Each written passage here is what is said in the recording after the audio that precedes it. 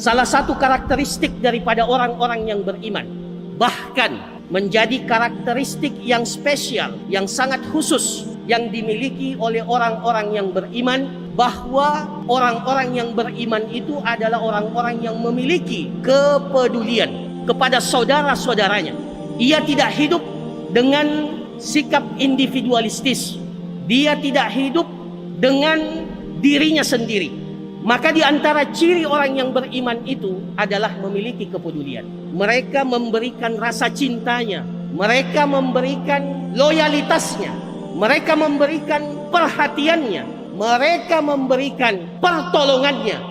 Permisalan kasih sayang, permisalan tolong menolong, perhatian orang-orang yang beriman di antara mereka seperti satu tubuh. Apabila ada bagian dari tubuh itu merasa sakit, maka bagian tubuh yang lainnya ikut merasakan sakit itu. Sesungguhnya orang-orang yang beriman adalah orang-orang yang bersaudara.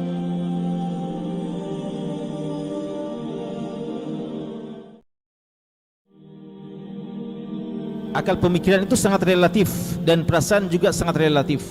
Dan sebagian orang yang jiwanya keras, suka memudah-mudahkan, maka kadang dengan perasaannya mereka memudahkan urusan-urusan yang telah jelas syariatnya. Maka memang syariat ini tidak dikembalikan pada perasaan si fulan dan si alan, tidak dikembalikan kepada bagaimana daya nalar, daya pemikiran, daya tangkap si A dan si B. Tapi syariat ini adalah apa yang datang dari Allah dan Rasulnya dan dijelaskan oleh Nabi SAW. Bukan pendapat anda, bukan pendapat saya, bukan perasaan anda, bukan perasaan saya. Ya, karena berapa banyak orang mengatakan tidak betul itu, tidak masuk akal. Siapa yang bilang tidak masuk akal? Tidak masuk akal anda. Sangat disayangkan sebagian kadang orang menghukumi syariat dengan apa yang difahaminya, dengan keterbatasan akalnya, dengan keterbatasan kecerdasannya, lalu mau mengakal-akali, atau dengan hawa nafsunya, perasaannya. Perasaan anda tidak sama dengan perasaan orang lain. Bagaimana jadinya syariat kalau setiap orang diberikan sesuai dengan perasaannya? Maka syariat ini akan menjadi sesuatu yang dibuat-buat oleh setiap manusia, masing-masing sesuai dengan keadaannya, masing-masing sesuai dengan hawa nafsunya. Maka tidak ada yang jelas dari syariat ini. Maka bahwa syariat ini tidak dikembalikan kepada perasaan, tidak juga kepada daya nalar seseorang, tapi apa yang datang dari Allah dan Rasulnya.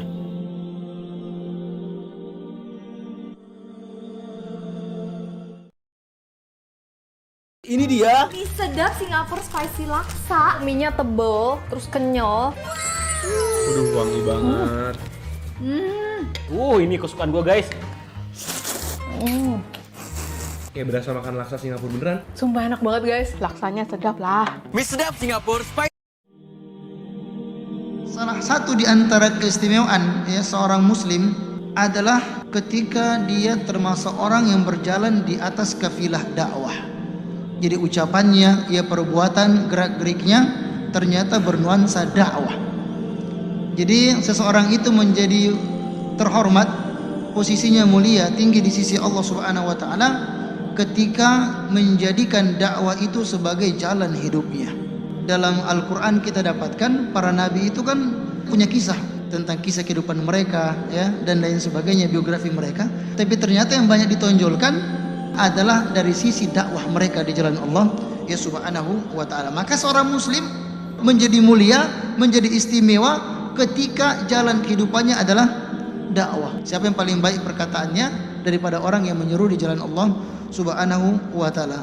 Karena dakwah ini adalah sesuatu yang besar, dakwah adalah sesuatu yang mulia, yang bagi aktor-aktor dakwah atau aktivis dakwah, dakwah ini ibarat ruh yang mendesir di dalam jiwa. Dia ibarat rindu yang membuncah di dalam kalbu. Dia ibarat cinta yang bergetar di dalam kehidupan. Karena dakwah ini akan memberikan begitu banyak warna dalam kehidupan, bak pelangi yang menerangi langit kehidupan manusia. Kegetiran yang ia rasakan, kesempitan yang ia rasakan adalah kelapangan di akhirat. Kesempitan, kepedihan yang ia rasakan dalam jalan dakwah adalah kenikmatan di surga Allah Subhanahu wa taala. Seorang muslim itu menjadi baik, menjadi hebat, menjadi istimewa ketika ternyata jalan hidupnya itu sangat kental dengan dakwah di jalan Allah Subhanahu wa taala.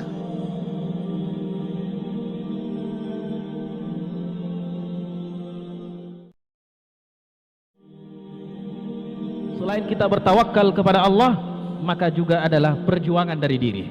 Harus mengeluarkan dan berusaha semaksimal mungkin untuk mengeluarkan semua potensi yang kita miliki. Ayat-ayat Al-Quran yang menyuruh kita tentang kebaikan, intinya adalah memang sesuai dengan kemampuan. Bertakwalah kepada Allah sesuai dengan kemampuan. Tetapi yang menjadi pertanyaan, apa batasan? Apa indikator kalau kita ini sudah bertakwa dengan sebenar-benarnya, sudah mujahadatun nafs? Maka Syekh Abdullah Azzam pernah ditanya. Beliau tidak bisa menjelaskan dengan ucapan, tidak bisa menjelaskan dengan kata-kata, tapi beliau berdiri dari tempat majelisnya kemudian lari di lapangan, padahal umurnya sudah tua. Lari di lapangan 2 kali 3 kali, putari lapangan, pingsan. Saat pingsan diambilkan air, disiram, siuman, lari dan berlari lagi sampai pingsan berkali-kali, sampai sisa nafasnya tinggal sedikit. Lalu beliau mengatakan, inilah kemampuan saya, inilah kemampuan saya. Maka para tulabul ilm kalau disuruh menghafal dan mengatakan, Ustadz seginilah kemampuan saya menghafal, itu dusta, itu hoax, karena anda belum mau hampir meninggal. Kalau sudah hampir meninggal menghafal, barulah anda mengatakan, ya Ustadz cuma begini hafalan saya. Maka mujahadatun nafs harus selalu kita usahakan. Allah Subhanahu wa taala berfirman, orang yang berjuang, orang yang betul-betul bersungguh-sungguh di jalan kami, di jalan mencari ridha Allah, insyaallah kami akan memberikan jalan keluar dari semua yang dia inginkan.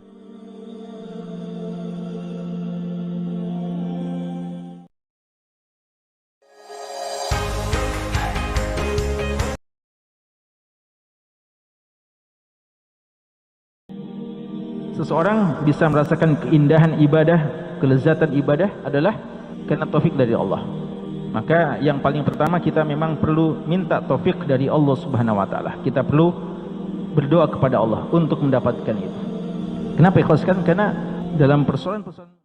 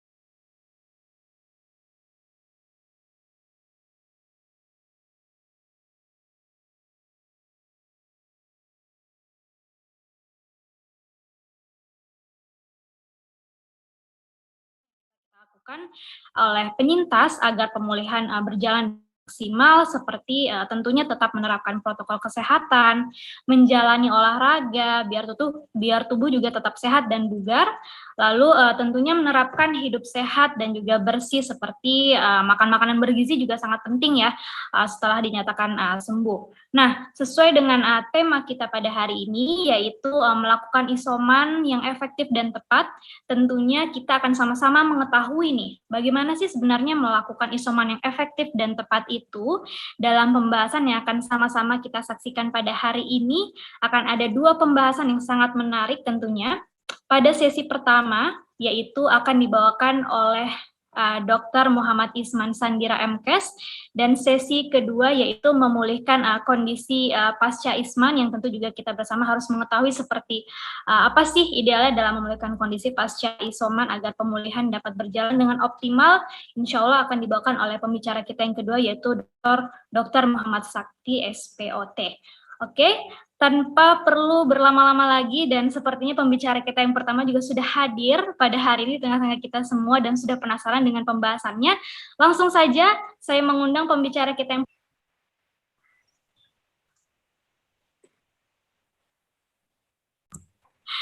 baik, tadi mohon maaf tadi termute. Langsung saja mungkin saya mengundang pembicara kita yang pertama pada sesi pertama tentunya, yaitu tips merawat pasien COVID-19 di rumah oleh Dr. Muhammad Isman Sandira MKes. Beliau juga merupakan Ketua Bulan Sabit Merah Kota Makassar. Sebelumnya beliau juga telah mengambil pendidikan sebagai Master Degree of Biomedical Science Fisiologi pada Universitas Hasanuddin Makassar. Assalamualaikum warahmatullahi wabarakatuh. Selamat pagi, apa kabar dok? Assalamualaikum warahmatullahi wabarakatuh. Selamat pagi Mbak Putri. Alhamdulillah baik. Alhamdulillahirrahmanirrahim. Sehat alhamdulillah. Alhamdulillahirrahmanirrahim. Baik, kalau begitu langsung saja mungkin kami persilahkan kepada dokter untuk memaparkan materinya terkait dengan tips merawat pasien COVID-19 di rumah. Baik, terima kasih Mbak Putri Atika atas kesempatannya. Assalamualaikum warahmatullahi wabarakatuh. Alhamdulillahirrahmanirrahim. Assalatu wassalamu ala asrafil anbiya wal mursalin Sayyidina Muhammad wa ala alihi washabihi ajmain, amma ba'd.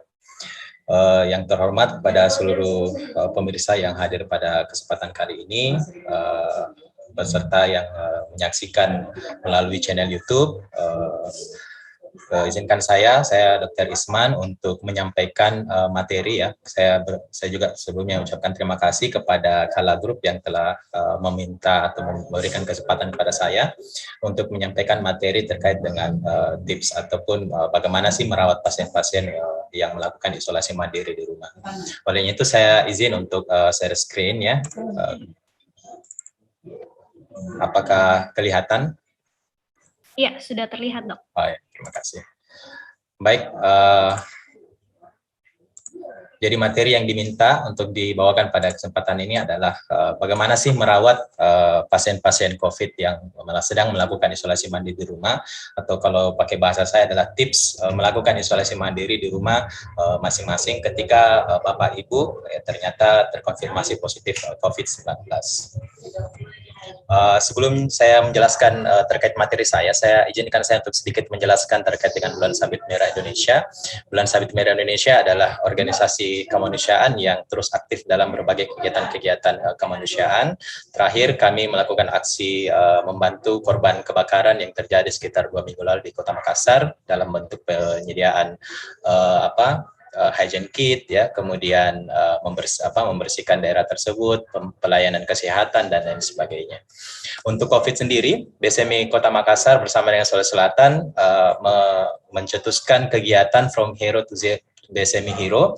Artinya kami kemudian melakukan pendampingan kepada masyarakat yang melakukan isolasi mandiri di rumah, karena hal ini sangat penting sekali karena begitu banyak masyarakat yang melakukan isolasi mandiri di rumah. Dan alhamdulillah kemarin kita dengan kerjasama dengan berbagai pihak mampu untuk mendampingi lebih dari 50 pasien ya, dan alhamdulillah semua dalam kondisi baik-baik saja.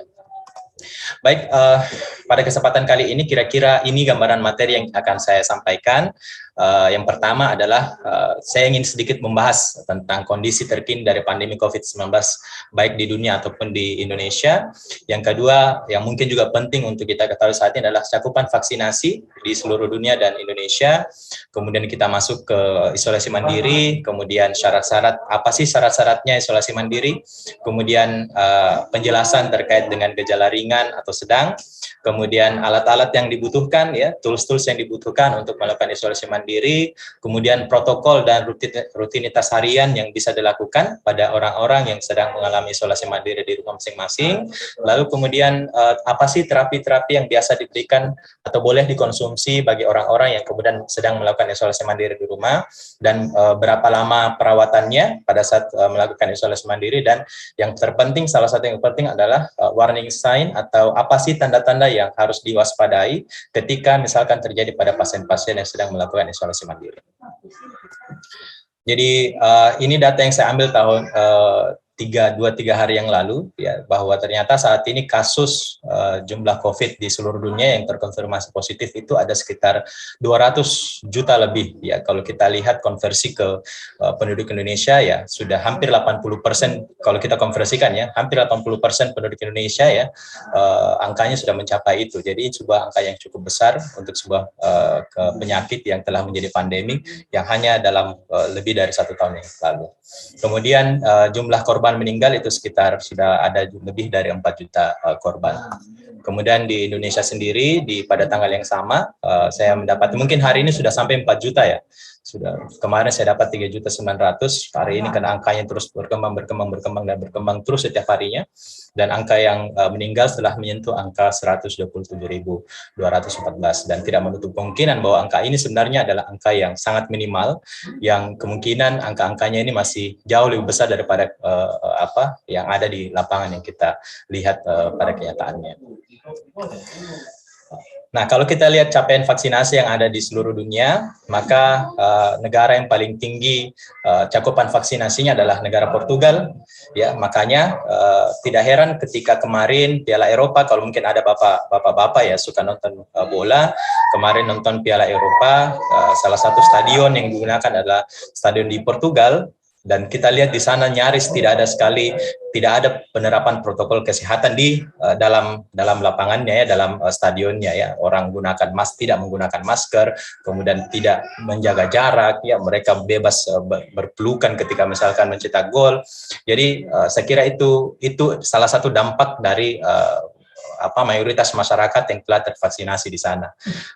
Begitu juga dengan negara seperti Qatar, Singapura yang kita tahu sudah berdamai setelahnya berkawan dengan penyakit COVID-19, telah menganggap bahwa COVID ini adalah penyakit seperti flu biasa yang seperti yang terjadi seperti misalkan orang-orang terkena virus influenza begitu. Nah, coba kita cari Indonesia ternyata masih, ya kalau kita bisa bilang masih jauh dari ekspektasi kita, ya masih angka 21%, itu pun yang dosis kedua itu masih mungkin sekitar 12 atau 13% ya. Untuk mencapai herd immunity saya kira ini masih jauh, apalagi yang menjadi masalah berikutnya adalah masalah pemerataan dari orang-orang yang telah divaksinasi. Mayoritas yang dilakukan vaksinasi adalah orang-orang di kota. Sedangkan pada daerah-daerah tertentu itu masih sangat minim angka cakupan vaksinasinya. Jadi kita berharap agar ke depannya kita bisa berdamai dengan COVID, ya salah satu syaratnya adalah angka vaksinasinya itu bisa mencapai angka yang diharapkan untuk munculnya herd immunity. Ya. Ya, itu sekedar pengantar terkait dengan kondisi COVID yang ada di seluruh dunia dan Indonesia. Sekarang kita masuk ke materi yang diamanahkan kepada saya, yaitu isolasi mandiri di rumah. Kenapa materi ini menjadi penting ya? Kenapa materi ini menjadi penting? Materi isolasi, pemahaman masyarakat terkait dengan atau edukasi terhadap masyarakat terkait dengan cara isolasi mandiri di rumah. Karena ini data-data saya ambil dari data di Jakarta ya, jadi sebagai gambaran saja, karena saya coba cari di Makassar, saya nggak dapat datanya. Data di Jakarta ini menunjukkan bahwa sekitar awal Juli kemarin, angka kasus positif, kasus COVID aktif, artinya yang sementara dalam perawatan, yang sementara positif, bukan total kasus positif, bukan total kasus yang pernah positif, tetapi yang sementara positif dan sementara dirawat itu ada sekitar lebih dari 100.000 kasus. Lebih dari 100.000 kasus. Ini angka yang sangat besar ya. Angka yang sangat-sangat besar. Sekitar 1% kalau nggak salah. Iya, sekitar 1%, hampir 1% dari penduduk Jakarta masuk dalam kasus aktif positif COVID-19. Nah, kita tahu bahwa sekitar 30% dari pasien-pasien COVID itu membutuhkan perawatan di rumah sakit. Artinya, kalau 100.000 orang, ya saya mudahkan angka-angkanya, 100.000 orang terkonfirmasi positif atau sementara kasus aktif positifnya itu, maka ada sekitar 30.000 orang yang membutuhkan bed atau membutuhkan perawatan di rumah sakit. Ini jumlah yang sangat besar. Kenapa? Karena kapasitas rumah sakit atau kapasitas ranjang yang disediakan oleh pelayanan kesehatan di Jakarta itu kira-kira hanya 10.000, ya, hanya 10.000. Dan ketika berusaha dinaikkan dengan merubah beberapa fasilitas umum menjadi fasilitas kesehatan, maka mereka bisa mendapat angka sampai 20 ribuan. Jadi dari antara 30.000 dan 20.000 itu ada range sekitar 10.000 pasien yang berpotensi untuk tidak bisa dirawat di rumah sakit. Makanya kemarin jangan heran ketika puncak-puncak kasus COVID di Jakarta itu, kita mendapati ada begitu banyak informasi pasien-pasien yang tidak bisa ditangani di rumah sakit. Ya, karena memang bukan tidak mau ditangani, ya, tapi jumlah kapasitas mereka atau jumlah yang ingin dirawat itu melebihi dari kapasitas mereka. Belum lagi kalau kita bicara tentang ketersediaan ICU. Nah, sekarang di antara 100.000 yang positif itu, 30.000 yang membutuhkan rumah sakit, artinya ada sekitar 70.000 orang yang harus melakukan isolasi mandiri di rumah mereka masing-masing. Jadi 70.000 orang inilah yang menjadi sasaran kita, menjadi sasaran edukasi pemerintah ataupun tenaga medis lainnya untuk disampaikan bagaimana sih bagaimana cara melakukan isolasi mandiri di rumah. Jadi di angka 70.000 itu sangat besar yang membuat materi-materi terkait dengan edukasi isolasi mandiri di rumah itu menjadi sangat penting disampaikan kepada masyarakat. Kalau coba kita konversi ya, kira-kira konversi di Makassar dibandingkan dengan jumlah penduduknya, kira-kira mungkin 10 ribuan orang yang mungkin sedang terkonfirmasi dan yang kemudian membutuhkan edukasi tentang bagaimana sih melakukan isolasi mandiri di rumah. Jadi kenapa ini penting? Kenapa materi edukasi penting? Karena banyak sekali orang yang membutuhkannya, karena banyak orang yang sedang melakukannya. Sekira seperti itu. Nah, kemudian kita masuk ke syarat isoman. Jadi sebenarnya saya mohon maaf ya, saya menggunakan istilah isoman. Biasa kan kita dengar Isman, tapi karena nama saya Isman jadi ganjil rasanya kalau saya menggunakan kata Isman juga ya. Jadi tiba-tiba 1 tahun terakhir nama saya viral di grup-grup ada yang sedang Isman. Saya kira saya yang dibahas, ternyata yang dibahas orang-orang yang sementara isoman. Jadi saya gunakan istilah isoman ya, bukan gunakan istilah Isman. Baik, sekarang apa sih syarat-syarat isoman itu? Jadi isoman syarat melakukan isolasi mandiri di rumah itu bukan sekedar pilihan. Maksudnya orang tidak serta-merta ketika dia terkonfirmasi positif, dia bisa dikasih pilihan apakah dia ingin isolasi mandiri di rumah atau dirawat rumah sakit. Tetapi ada syarat-syarat yang harus dia penuhi agar orang tersebut kemudian terjaga atau aman ketika misalkan dia melakukan isolasi mandiri di rumah. Jangan sampai kemudian dia sudah sesak, dia sudah saturasinya sudah walaupun tidak sesak misalkan dia merasa baik-baik saja, tetapi setelah difoto toraks ternyata kerusakan paru-parunya sudah begitu besar seperti yang dialami mungkin yang viral terakhir yang ada di Corbusier, dia nyaris tidak merasa apa-apa tetapi kerusakan progresivitas kerusakan paru-parunya itu sangat besar ya, dari 30% lanjut ke 60%. Itu kalau mungkin orang yang bukan olahragawan, bukan orang yang sering bagus pola hidupnya, itu mungkin dia sudah rasakan sesak yang luar biasa. Nah, jadi dia tidak merasakan sesak ternyata, tapi kerusakan yang terjadi dalam paru-paru itu sudah sangat luar biasa. Makanya kenapa saya bilang bahwa orang-orang isoman ini atau isolasi mandiri rumah ini bukan pilihan, tetapi ada syarat-syaratnya terlebih dahulu, baru setelah syaratnya termenuhi, orang itu kemudian baru kita bisa berikan pilihan apakah dia mau isolasi mandiri di rumah atau isolasi di tempat yang telah disiapkan oleh pemerintah.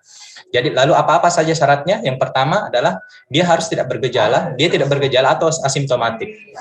Jadi orang-orang yang terkonfirmasi positif dan dia tidak memiliki gejala sama sekali. Ya, biasanya orang-orang ini tidak sengaja memeriksa, mungkin karena dia mau melakukan perjalanan di keluar kota, misalkan ya naik pesawat kan masih diharuskan untuk antigen, bahkan ada beberapa daerah yang PCR ya. Tanpa sengaja ternyata dia terkonfirmasi positif dan dia tidak bergejala. Maka orang-orang ini kemudian yang bisa kita tawarkan untuk melakukan isolasi mandiri di rumah. Yang kedua adalah walaupun dia bergejala tetapi gejalanya ringan. Jadi gejalanya ringan. Jadi gejalanya kita harapkan dia tidak mengalami perburukan di rumah sehingga dan dia tidak membutuhkan perawatan yang intensif, yang tidak membutuhkan perawatan yang yang betul-betul harus diperhatikan setiap waktu ya, sehingga dia kemudian tidak perlu untuk dirawat di rumah sakit. Jadi lalu apa-apa saja gejala ringan itu nanti coba kita bahas di slide berikutnya. Kemudian syarat ini, jadi itu dari syarat pasiennya ya, pasiennya tidak bergejala atau ada gejala tetapi gejalanya ringan. Yang kedua, yang berikutnya adalah yang terpenting dari lingkungan atau rumah sekitar masyarakat itu. Jadi ini penting sekali. Walaupun misalkan pasiennya tidak bergejala atau gejala ringan, tetapi ketika misalkan rumah atau tempat dia yang tinggal itu tidak kondusif untuk melakukan isolasi mandiri, maka sangat tidak disarankan kepada Bapak Ibu sekalian yang terkonfirmasi positif untuk melakukan isolasi mandiri di rumah. Misalkan di rumah itu dia tinggal sama orang yang orang tuanya yang memiliki penyakit komorbid ya, diabetes mellitus, hipertensi, atau kemudian atau dia tinggal bersama dengan bayi atau dia tinggal di lingkungan padat penduduk ya, atau mungkin juga karena ketika lingkungannya tidak bisa menerima, kan kita biasa lihat beberapa kejadian ya, jadi masyarakat yang tidak bisa menerima orang yang melakukan isolasi mandiri di tempat di lingkungan mereka. Jadi kalau misalkan itu dikhawatirkan, maka tidak disarankan untuk melakukan isolasi mandiri. Jadi syaratnya ini, tiga syarat ini kemudian menjadi penting difahami oleh masyarakat. Jadi ketika misalkan syarat-syarat ini terpenuhi dari gejalanya dan kemudian dari lingkungan, kondisi lingkungan yang mendukung, baru kemudian dibolehkan untuk melakukan isolasi mandiri di rumah. Lalu apa sih gejala ringan ya? Kita sering sebut gejala ringan, apa-apa saja gejala ringan. Kita tahu bahwa COVID ini adalah penyakit yang menyerang saluran pernafasan, maka gejala-gejala yang terkait dengan saluran pernafasan itu juga termasuk dalam gejala ringan, kecuali sesak ya. Jadi misalkan mulai dari sakit kepala, sakit tenggorokan, pilek, demam, batuk kering, kemudian gejala-gejala umum ya, kelelahan, cepat lelah, gangguan makan atau malas makan, anoreksia, kemudian yang paling sering terjadi saat ini adalah kehilangan indera penciuman ya, anosmia, atau kehilangan indera pengecapan. Jadi dia biar makan lombok 2 sendok dia tidak rasa ya, ini gejala yang sangat khas pada COVID. Atau dia ke WC misalkan dia buang air besar, dia sama sekali tidak mencium bahwa dia kotorannya dia. Jadi kalau saya lihat pasien-pasien begitu, mengeluhkan pasien-pasien begitu, saya sudah bilang Bapak Ibu sudah kemungkinan 90% sudah terkena COVID ya, dan ketika misalkan dia melakukan pemeriksaan ternyata betul-betul mereka positif dan didiagnosis sebagai COVID-19. Kemudian gejala yang sering juga terjadi adalah nyeri-nyeri tulang ya, kemudian kadang juga terjadi gangguan saluran cerna kayak mual, muntah, nyeri perut, diare. Dan bisa juga sakit mata ya, kayak sakit mata, konjungtivitis, karena COVID ini juga bukan cuma bisa masuk melalui saluran pernafasan, tetapi dia juga bisa masuk ke mukosa matanya kita. Ya, jadi COVID virusnya ini bisa masuk ke tubuh melalui mata. Kemudian kadang juga ada ruam-ruam kemerahan pada kulit ya, walaupun sebenarnya ini tidak selalu merupakan gejala COVID. Kadang-kadang juga merupakan akibat dari alergi obat yang diberikan. Misalkan dia diberikan antivirus, ternyata dia alergi antivirus tersebut, atau dia diberikan antibiotik dan ternyata dia alergi dari antibiotik tersebut. Jadi kemerahan ini bukan hanya gejala COVID, tapi gejala dari akibat dari obat yang diberikan kepada pasien COVID. Kemudian yang paling penting adalah frekuensi nafasnya masih normal, tidak cepat, yaitu sekitar 12-20 kali per menit. Kalau di atasnya berarti dia sudah masuk gejala yang tidak disarankan untuk dirawat di rumah. Kemudian ini juga yang penting ya, karena kadang saturasinya rendah tetapi dia masih belum menunjukkan gejala yang biasa dikenal sebagai happy hypoxia. Jadi pastikan saturasinya di atas 95%. Lalu apa sih tools-tools yang harus disiapkan ya untuk pada saat melakukan isolasi mandiri di rumah? Yang pertama adalah termometer. Saya kira ini penting sekali untuk melakukan pemeriksaan suhu tubuh. Ketika misalkan suhunya di atas 37,2 atau 37,5, maka dia berada dalam kondisi demam.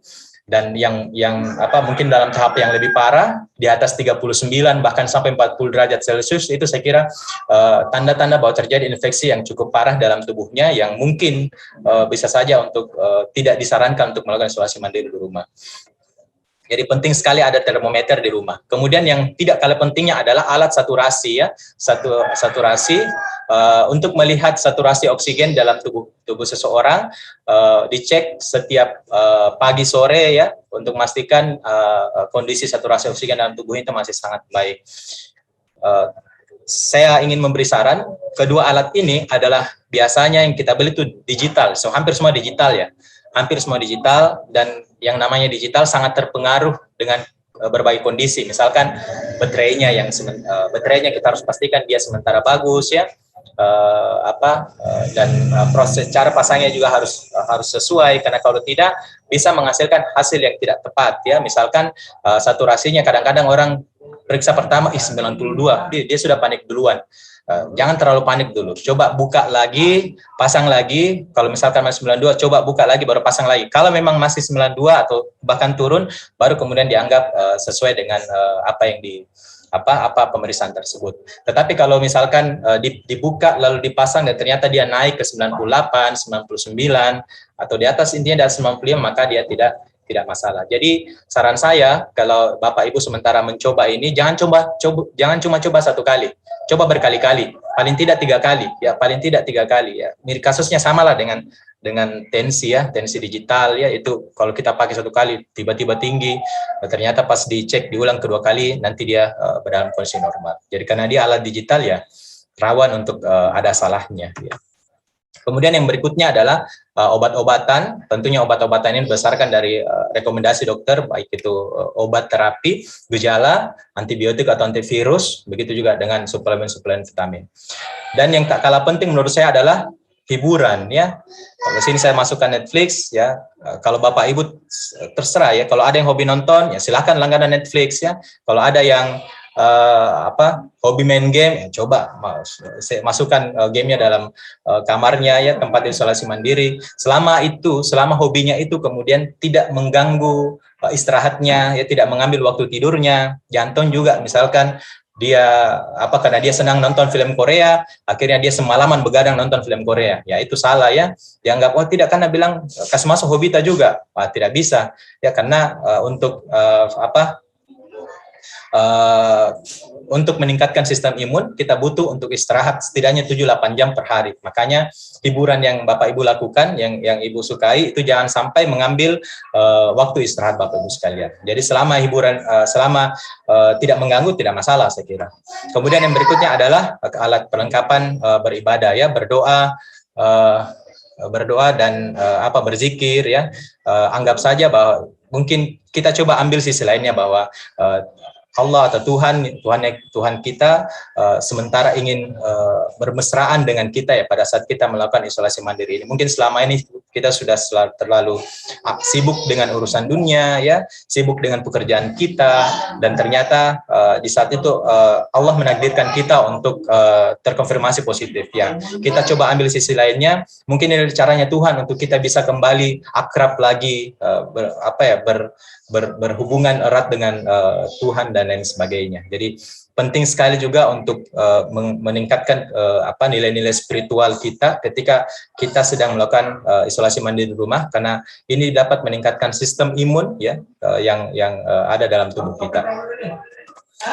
Nah, apa sih kegiatan-kegiatan yang bisa dilakukan selama isolasi mandiri? Yang pertama, Bapak Ibu sekalian itu tetap di kamar ya. Kalau misalkan masih ada orang tinggal dekat situ, Bapak Ibu pastikan untuk selalu ada di kamar, kecuali hal-hal yang penting sekali dilakukan. Misalkan mau ambil makanan, atau kalau tidak ada WC di kamarnya, pergi ke WC dan lain sebagainya ya.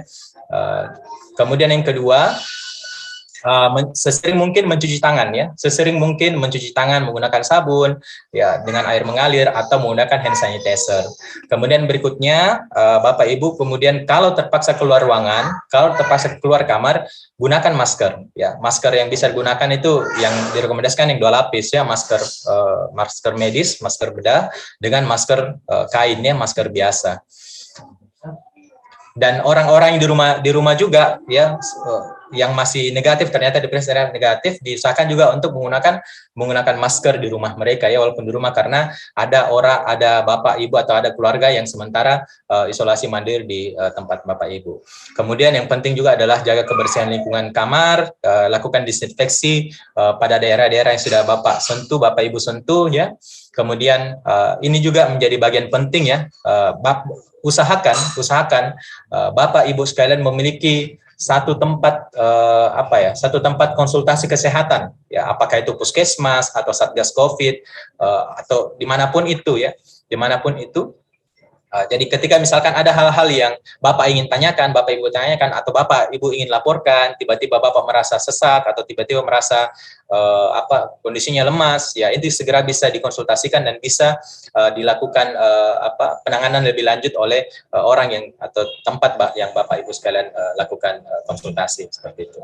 Dan ya jangan lupa berjemur, ya, karena berjemur yang sangat penting untuk meningkatkan vitamin D di dalam tubuh. Dan kita tahu, ya, berbagai penelitian, walaupun data jelasnya belum ada, ya, di Indonesia, tetapi dari beberapa penelitian terpisah menunjukkan bahwa angka vitamin D di Indonesia ini masih sangat rendah, ya, walaupun kita tinggal di negara tropis yang kaya sinar matahari, utamanya bagi anak-anak yang obesitas dan orang tua yang obesitas. Jadi orang obesitas itu sangat rentan rendah vitamin D-nya, ya, sangat rentan rendah vitamin D-nya. Begitu juga orang yang lanjut usia, ya, sangat rentan vitamin D-nya turun. Padahal kita tahu bahwa vitamin D ini berbagai penelitian di luar menunjukkan bahwa dia sangat terkait dengan tingkat keparahan dari pasien COVID. Jadi ketika vitamin D-nya tinggi, maka kemungkinan potensi dia mengalami perburukan gejala ketika terkonfirmasi positif itu rendah. Begitu juga sebaliknya, ketika vitamin D-nya rendah, maka peluang dia atau risiko dia mengalami gejala berat itu semakin tinggi seperti itu. Jadi jangan lupa berjemur. Ada berbagai referensi, ada bilang jam 8 terbaik, ada bilang jam 10 terbaik. Intinya lakukan berjemur di pagi hari selama 15 menit. Jangan juga terlalu lama, ya. Kalau terlalu lama juga tidak bagus untuk kesehatan kulit. Lakukan pemeriksaan suhu tubuh pagi dan sore, begitu juga dengan saturasi oksigen. Kemudian pantau laju nafas Bapak Ibu sekalian, ya, jangan sampai tanpa sadar Bapak Ibu merasa ternyata sudah masuk ke tahap yang sesak, ya.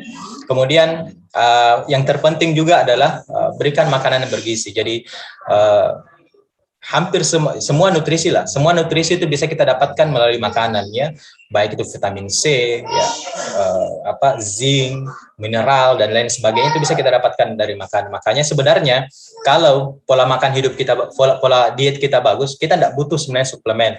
Karena suplemen kan tambahan, ya, tambahan kalau misalkan kita tidak sedang bagus pola hidup kita, pola makan kita. Tapi kalau kita punya gizi bagus, makan sayur hijau atau sayur hijau, kemudian makan buah-buahan, ya, minum banyak air putih, saya kira itu sangat lebih dari cukup untuk menjaga dan memastikan bahwa kebutuhan nutrisi dalam tubuh kita itu tercukupi. Nah, ini yang penting difahami, ya, bahwa ada hal-hal yang tidak boleh dilakukan pada saat sementara melakukan isolasi mandiri di rumah. Yang pertama tentunya jangan keluar kamar, ya. Jangan keluar kamar atau jangan keluar dari tempat isolasi sebisa mungkin. Kenapa? Karena kita ingin tujuan dari isolasi itu kan untuk memutus mata rantai penyebaran COVID-19. Jadi cukup orang yang terkonfirmasi itu yang mengalami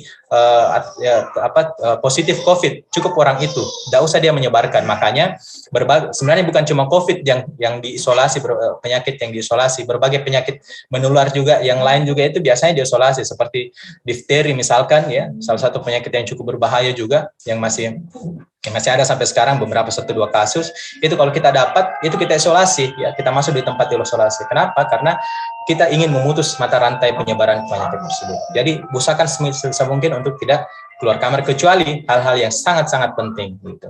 Kemudian berikutnya, ya, mungkin kita ini orang Indonesia, ya, kalau kita tahu ada orang sakit, kita pergi jenguk, ya. Kita senang juga kalau dijenguk banyak orang, itu salah satu karakter dan budaya orang Indonesia. Tapi untuk COVID ini sebisa mungkin kita jangan dulu menerima tamu sampai kemudian kita dinyatakan bahwa kita sudah bebas COVID atau sudah menyelesaikan masa karantina atau masa isolasi di rumah kita masing-masing. Kemudian berikutnya, hindari untuk menggunakan barang bersama dengan orang lain, ya. Kita ada orang di rumah kita, ya, apalagi itu misalkan piring, gelas, ya, dan lain sebagainya, untuk mencegah terjadinya penularan. Kemudian hindari untuk mencampur tempat penyimpanan barang pribadi dengan orang lain.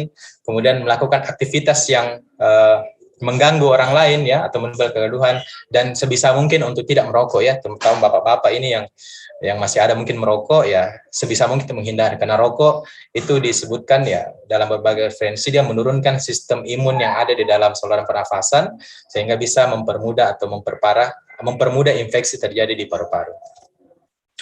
Nah, apa sih terapi yang biasa diberikan pada isoman, pada pasien-pasien isoman? Saya ingin tekankan sekali lagi ya bahwa sampai saat ini obat COVID-19 itu belum ada. Sampai saat ini obat COVID-19 itu belum ada. Jadi kalau ada klaim yang mengatakan bahwa ini obat COVID, ini obat COVID, ini obat COVID, itu bisa dipastikan itu masih klaim ya, tanpa ada pembuktian secara ilmiah ya. Kenapa? Ya memang hampir semua penyakit-penyakit virus itu sulit ya. Hampir semua penyakit yang disebabkan oleh virus itu sulit. Hitunglah penyakit AIDS, kemudian hepatitis ya. Itu sampai sekarang belum ada obatnya semua. Pun ada obatnya, efektivitasnya masih sangat rendah. Makanya saya sarankan orang-orang COVID, kecuali ada instruksi atau rekomendasi dari dokter yang berkompetensi untuk itu, tidak sembarang untuk mengkonsumsi obat. Apakah itu azitromisin, ivermectin, yang obat cacing itu, kemudian obat antivirus, dan lain sebagainya. Apalagi kalau misalkan cuma gejala ringan, tidak disarankan ya, tidak disarankan untuk mengkonsumsi obat-obat tersebut. Cukup misalkan vitamin C, kalau kita merasa kurang vitamin C, vitamin D yang kita kemudian rawan untuk berkurang, zinc atau herbal lainnya ya. Ini pun harus sesuai dengan rekomendasi dari dokter yang atau tempat kita melakukan konsultasi. Kemudian jadi itu ya, jadi terapi saat isoman sebenarnya saya sendiri waktu saya positif ya, saya sempat positif 1 bulan yang lalu, yang saya konsumsi cuma 2, vitamin C dan vitamin D. Itu saja. Karena saya tidak punya gejala sama sekali dan saya masih muda dan saya merasa tidak ini. Jadi yang saya konsumsi cuma vitamin C dan vitamin D saja karena saya merasa mungkin ini yang kurang, jadi saya tambahkan itu pada harian saya. Jadi jangan sembarangan konsumsi obat, tidak usah terlalu banyak dengar kiri kanan ya, dan karena sampai saat ini obat COVID-19 itu belum ada. Nah, pada saat isolasi, apa yang harus diperhatikan? Yang pertama, ketika misalkan ada tanda-tanda ini, Bapak Ibu sekalian harus mengkonsultasikan segera ke tempat Bapak Ibu berkonsultasi, apakah itu ke puskesmas atau satgas, untuk dilakukan tindakan segera. Misalkan Bapak Ibu sudah merasa sesak atau tidak sesak, tetapi pas diperiksa saturasinya kurang dari 95%, atau demamnya tidak turun-turun dan diperiksa misalkan lebih di atas dari 39 atau 40 derajat Celcius. Nah, ini adalah tanda-tanda yang menjurus pada gejala pneumonia viral, pneumonia akibat virus, yang disarankan untuk melakukan perawatan di rumah, tidak di rumah sakit, bukan di rumah. Ya, jadi kalau misalkan ada tanda-tanda seperti ini, segera ke fasilitas kesehatan atau segera konsultasikan ke dokter tenaga kesehatan yang Bapak Ibu semua tempat konsultasi biasa. Jadi ini ya, sesak, saturasi oksigennya kurang dari 95 atau mengalami demam yang tinggi. Lalu kapan sih kemudian isolasi mandiri itu berakhir? Jadi saat ini ya sudah keluar sejak beberapa bulan yang lalu sudah keluar protokolnya. Orang yang sudah terkonfirmasi positif itu tidak diminta lagi untuk swab kontrol ketika misalkan mereka sudah menjalani isolasi, karena sudah dianggap selesai sudah selesai ketika mereka melewati 10 hari setelah terkonfirmasi positif. Misalkan ini tanggal 20 ya, tanggal 20 dia terkonfirmasi positif dan ternyata dia tidak ada gejala, maka di tanggal 30 dia sudah bisa selesai, atau tanggal 31 dia sudah selesai masa isolasinya ya. Jadi 10 hari ketika dia tanpa gejala. Kemudian kalau di gejala ringan, ada gejala batuk, pilek dan lain-lain, diharapkan lewat 10 hari tersebut dan minimal 3 hari setelah bebas gejala. Jadi kalau misalkan dia isolasi tanggal 20, kemudian dia hilang gejala di tanggal 28, artinya saat 10 harinya kan tanggal 30, berarti tambah 1 hari lagi karena dia bebas gejala di tanggal 28, berarti 28, 29, 30, berarti tanggal 31 baru bebas, bisa keluar dari proses isolasi mandiri. Jadi intinya tambahkan 3 hari dari saat bebas gejala. Kenapa tidak perlu swab kontrol? Karena PCR itu dia tidak melihat virus ini. Setahu saya ya, PCR dia tidak melihat, dia mendeteksi RNA-nya, materi genetiknya, dan dia tidak melihat lagi apakah virus ini masih hidup, aktif atau tidak begitu. Makanya kadang-kadang positif, tetapi sebenarnya dia lihat itu adalah partikel-partikel virus, DNA, RNA virusnya yang sebenarnya bukan lagi virus aktif begitu. Makanya berbagai penelitian menunjukkan 10 hari cukup atau 10 hari tambah 3 hari bebas gejala. Jadi saya kira itu materi dari saya. Ini beberapa referensi yang saya jadikan referensi dalam pembuatan materi ini. Bapak Ibu bisa lihat cari di internet, banyak di internet ya materi-materi seperti ini. Dan tapi pastikan materinya bagus, referensinya bisa dipertanggungjawabkan ya. Jadi sekian dari saya. Terima kasih atas kesempatannya. Saya kembalikan ke moderator. Assalamualaikum warahmatullahi wabarakatuh. Waalaikumsalam warahmatullahi wabarakatuh. Baik, Bapak Ibu dan seluruh insan kala, itu tadi pemaparan materi dari sesi pertama, yaitu tips merawat pasien COVID-19 di rumah oleh Dr. Muhammad Isman Sandira MKes. Tapi mungkin sudah ada yang ingin bertanya nih, tapi kita tahan dulu ya, hold dulu Bapak Ibu, karena kita akan sama-sama berdiskusi pada sesi Q&A setelah pemaparan sesi kedua, yaitu memulihkan kondisi pasca Isman yang akan dibawakan oleh Dr. Muhammad Sakti SPOT. Beliau merupakan Ketua Satgas ID Makassar tanggap COVID-19 yang sudah hadir pada hari ini. Assalamualaikum, selamat siang. Apa kabar, Dok?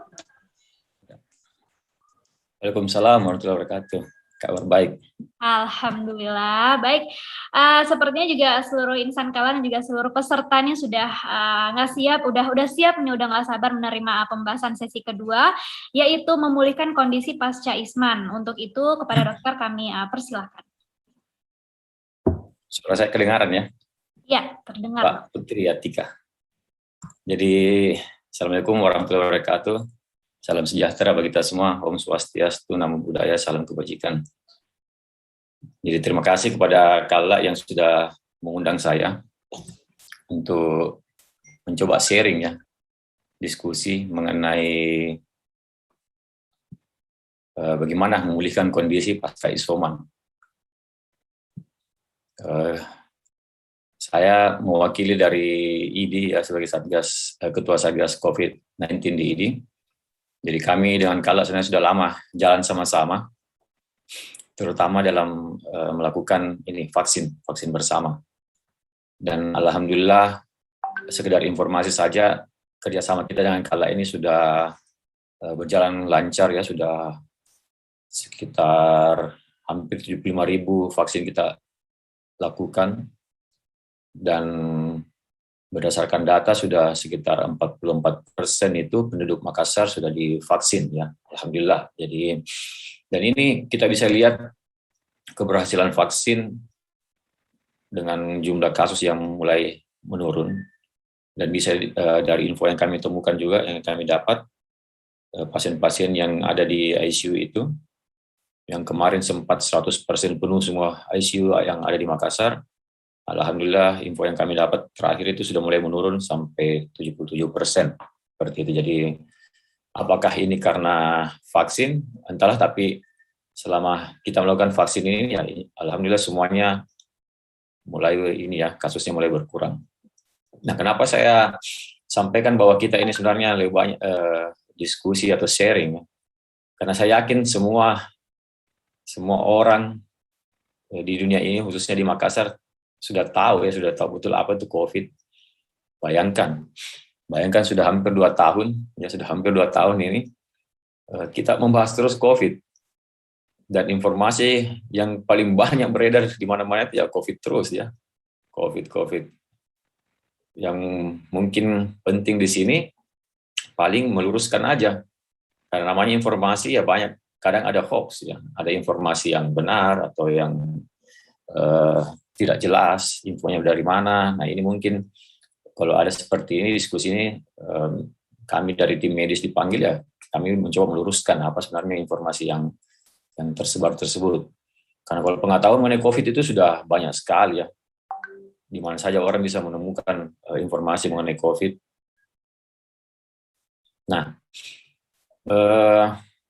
kalau bicara COVID, mungkin saja kita semua di sini pernah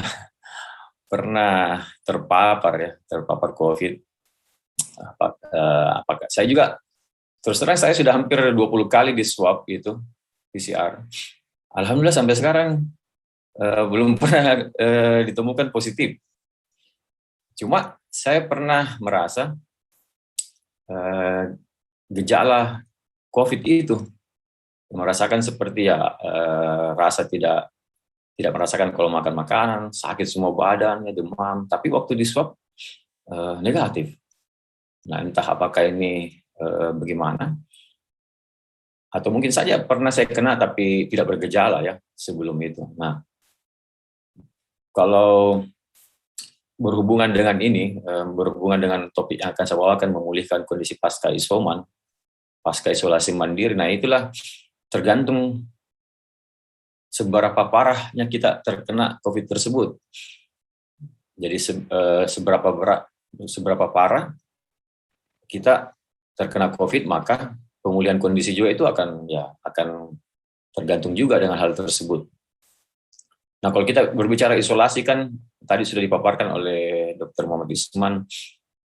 Nah, isolasi itu tergantung berat ringannya. Kalau misalnya tidak bergejala atau gejalanya ringan, ya kita bisa isolasi mandiri seperti tadi disampaikan Dr. Muhammad Isman. Tapi kalau berat, ya mungkin bisa saja masuk ke rumah sakit, bahkan mungkin di ICU. Nah, ini saya mau coba sampaikan bahwa untuk memulihkan kondisi ini kan tergantung tadi gejala yang kita miliki, kondisi kita. Karena saya banyak, kalau tugas di Poli itu, banyak pasien-pasien yang sudah dirawat dengan COVID datang dengan mengeluh, rata-rata itu semua ini, rata-rata datang dengan lemah, masih lemah, tidak bisa memfungsikan dengan baik gerakan-gerakan otot, ya, lemah. Bahkan ada beberapa pasien yang dirawat di UGD dalam jangka waktu lama itu, waktu kita foto ronsen, tulangnya mengalami kerapuhan, ya. Dan memang ini normal karena ketika manusia itu tidak bergerak seperti normalnya, misalnya banyak baring, ya tidak ada tekanan ke tulang, maka otomatis tulang tersebut akan mengalami kerapuhan, ya, mengalami osteoporosis. Jadi tulang itu merupakan juga benda hidup, benda cerdas. Kalau tidak diberikan tekanan ke tulang tersebut, maka dia juga untuk apa dia perkuat dirinya, seperti begitu. Jadi semua struktur di tubuh kita itu seperti itu, ya. Kalau tidak diberikan rangsangan, dia tidak akan memberikan rangsangan balik. Jadi tulang, kalau kita foto itu orang yang sudah lebih dari 2 minggu tidak bergerak seperti sebelumnya, itu pasti kualitas tulangnya akan berubah, akan terlihat kerapuhan di situ. Nah, bukan cuma tulang saja, ya, otot-otot pun juga begitu. Otot-otot juga kalau kita tidak gunakan seperti sebelumnya, jadi misalnya kita awalnya sering angkat barbel, ya, beban, terus kemudian kita berhenti sekitar 1-2 minggu tidak angkat beban. Nah, otot tersebut akan mengalami pengecilan, ya, mengalami atrofi. Itu otomatis seperti itu. Nah, pasien-pasien yang menjalani isolasi pun juga, ya, pastinya akan mengalami hal tersebut. Apalagi kalau yang diisolasi masuk di ICU, wah, itu pastinya akan terjadi perubahan otot, tulang, ya, seperti, dan belum lagi paru-parunya. Kalau COVID ini sampai menyerang paru-paru, pasti ada perubahan di paru-paru tersebut. Nah, ini yang kita coba tangani, bagaimana supaya cepat pemulihannya. Karena kalau kita juga mengikuti tubuh kita yang sudah lemah setelah isolasi, kita juga tidak melakukan gerakan-gerakan, nah akhirnya otot yang tadinya sudah lemah, sudah atrofi, ya makin atrofi lagi karena tidak ada diberikan rangsangan. Karena seperti yang saya sampaikan, struktur tersebut merupakan benda hidup juga, ya, benda hidup yang cerdas, yang akan memberikan respon ketika kita berikan rangsangan. Nah, kalau data yang kita lihat itu rata-rata pasien yang menjalani isolasi memang mengalami gangguan di fisiknya, ya, terutama di muskuloskeletal, otot dan tulang. Kemudian ya masih ada keluhan-keluhan untuk pernapasan, ya, kesulitan untuk bernapas dengan baik. Dan jangan lupa juga banyak pasien masih ada gangguan mental. Artinya apa? Bayangkan kalau dia diisolasi dalam waktu yang lama, apalagi di dalam ICU, itu pastinya akan terjadi depresi, ya, kecemasan. Nah, itu juga banyak pasien keluar masih setelah isolasi masih mengeluhkan hal tersebut. Nah, ini memang kalau terjadi hal gini ya keluarga harus mengerti, harus membantu memecahkan masalah tersebut, mengajak cerita, mengajak bicara. Jadi di sini diperlukan peranan keluarga untuk mengembalikan kepercayaan diri penderita. Kalau perlu, kalau misalnya depresinya berat ya, memang sebaiknya konsul ke ahli jiwa ya untuk ini, untuk coba ditangani, jangan dibiarkan. Jadi memulihkan kondisi pasca isoman itu ya tergantung kerusakan atau tergantung keparahan yang dialami akibat COVID-19 tersebut. Nah intinya untuk masalah-masalah di muskuloskeletal yang tadi saya jelaskan mengalami kelemahan otot, mengalami tulang yang rapuh, nah itu sebenarnya gampang sekali penanganannya. Jadi selama kita masih hidup ya pastilah tubuh kita tuh mampu merespon, mampu beradaptasi. Jadi untuk mengembalikan kekuatan otot ya harus ada gerakan-gerakan, tapi disesuaikan juga dengan kemampuan kita. Jangan baru juga isolasi, selesai isoman masih lemah, terus mau langsung pergi angkat beban yang 10 kilo, jangan juga, itu kan cari penyakit. Karena tubuh itu dia butuh adaptasi perlahan-lahan ya, tidak langsung tiba-tiba. Jadi sama misalnya orang yang mau menurunkan berat badannya, sakit lututnya terus. Nah, itu disarankan bilang, oke, untuk supaya lututnya tidak sakit, latihan lari. Ya. Nah, dia baru mau mencoba lari, dan larinya langsung berat, langsung jauh. Nah, itu malah, ya olahraga untuk sehat, tapi malah merusak tubuh ya, kalau dia tiba-tiba saja kita lakukan beban yang berlebih. Nah, sama juga seperti ini. Jadi harus bertahap. Minimal misalnya kalau masih lemah, ya misalnya ada gerakan lah, jalan, keliling rumah, atau gerakan-gerakan ini. Atau bisa juga berdiri, duduk dari kursi atau di tempat tidur. Atau bisa juga dari tempat tidur. Misalnya kita luruskan kaki, terus angkat pelan-pelan ke atas, sekitar 90 derajat, turun lagi pelan-pelan, ditahan. Nah, seperti itu. Kemudian kalau ada barbel, ya beban sekitar 1 kilo, boleh dilatih otot-otot untuk lengan atas. Nah, kalau kita lakukan tadi latihan yang mengangkat kaki ke atas di tempat tidur, itu sebenarnya sudah melatih beberapa otot ya, otot di paha, panggul, di perut, bahkan di leher, itu sudah dilatih. Nah, intinya di situ harus ada gerakan ya, dan bertahap. Jangan hari ini cuma bisa duduk berdiri, besok begitu juga, terus nih sampai berminggu-minggu. Nah, itu kan tidak ada perkembangan. Jadi misalnya hari ini berdiri duduk ya, kalau bisa besok mulai jalan keliling rumah. Besoknya lagi kalau bisa jalan pagi-pagi keluar ya, tapi jangan lupa pakai masker ya. Kemudian kalau sudah itu lagi bagus kondisinya, boleh mulai latihan jogging pelan-pelan seperti itu. Jadi selain mengembalikan kekuatan otot, tulang juga dirangsang untuk mulai kembali mengumpulkan kalsium-kalsium yang kemarin banyak hilang ya, karena tidak ada rangsangan. Apalagi kalau diisolasi di kamar kan tidak ada matahari apa segala macam, mau makan juga kadang tidak bagus ya, tidak bagus ini ya seleranya. Nah, sumber-sumber untuk memperbaiki tulang tersebut, kalsium, vitamin D apa segala macam ya tidak akan ditemukan, baik dari matahari maupun dari makanan. Nah, selain itu tadi dengan bergerak juga, otomatis paru-paru yang tadinya sempat terserang COVID ya, yang sempat kolaps beberapa daerah mungkin, itu ya sudah mulai dilatih untuk mengembang. Jadi kita latihan napas juga. Contohnya latihan napas, misalnya duduk di kursi, kemudian berdiri, mengangkat tangan ke atas sambil menghirup udara. Kemudian lepaskan pelan-pelan. Nah, seperti itu. Itu contoh kecil saja ya. Jadi kita latihan napas, hirup, napas, angkat tangan ke atas, kemudian tahan sekitar berapa detik, kemudian lepaskan sambil lepaskan napas dan rileks. Nah, itu diulang-ulang tiap hari. Jadi banyak latihan-latihan untuk napas ya.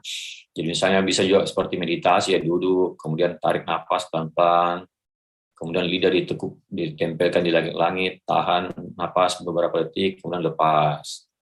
Seperti itu.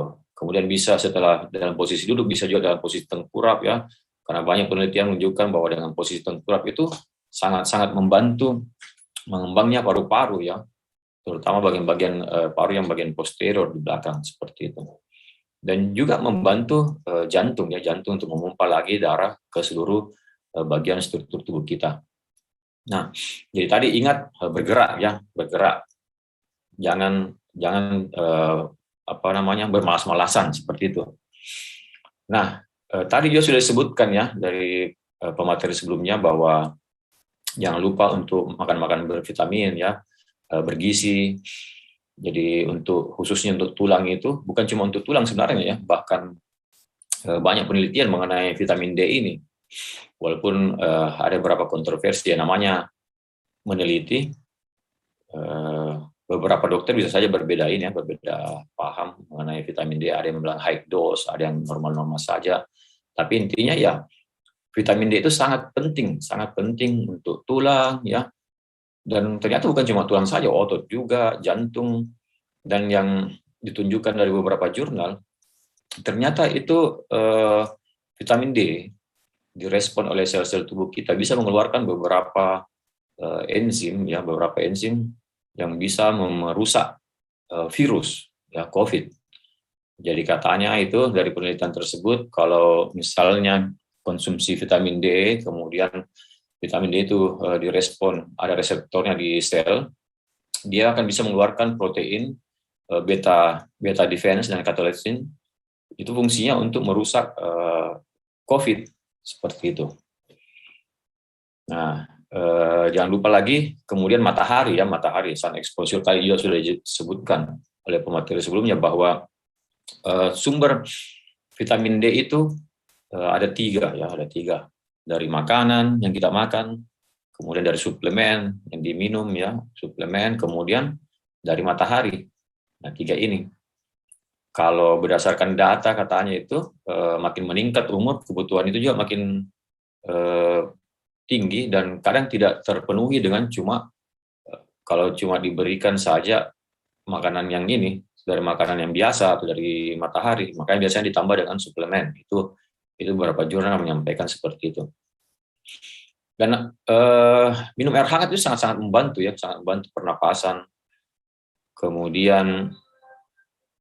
Kemudian untuk beberapa keluhan-keluhan pasien yang penciumannya belum kembali, nah itu mulai bisa dilatih dengan mulai mencium bau-bauan yang agak kuat misalnya bunga mawar, kopi, dan banyak menunjukkan keberhasilannya dengan mencoba menghirup minyak kayu putih. Nah, itu minyak kayu putih juga ada beberapa penelitian yang menunjukkan manfaatnya sangat besar, seperti itu.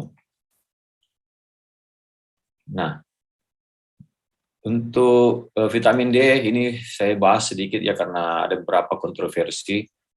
Tapi intinya kalau vitamin D itu untuk umur 1 sampai 1 tahun itu bisa mengkonsumsi sekitar 400 sampai 1000 international unit. Jadi bisa dilihat nanti di ininya misalnya kalau beli ini ada dilihat nanti di situ di belakangnya.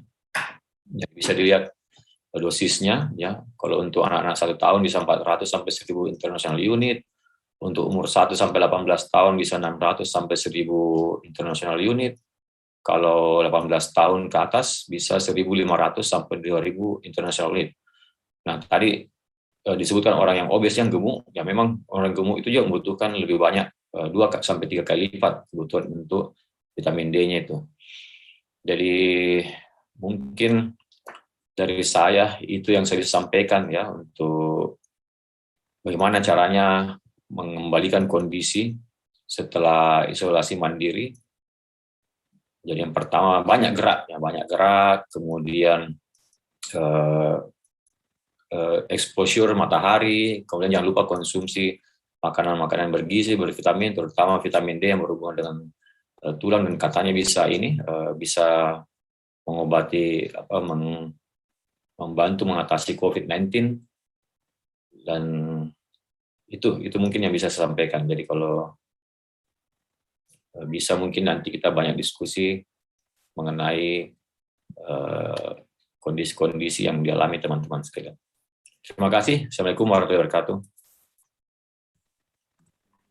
Ya, Waalaikumsalam warahmatullahi wabarakatuh. Baik, Bapak Ibu dan peserta, itu dia tadi akhir pemaparan dari sesi kedua. Saya kira dari kedua materi yang sudah dipaparkan pada hari ini juga sangat penting untuk kita ketahui bersama agar perawatan dan juga pemulihan pasca sembuh dari COVID ini dapat berjalan secara optimal ya. Tapi sekiranya ada yang ingin ditanyakan, kami membuka sesi Q&A kepada Bapak Ibu peserta pada hari ini. Dipersilakan bisa melalui kolom chat di YouTube Kala Group ataupun di channel-channel partner dari Kala Group di Tribun Timur, lalu juga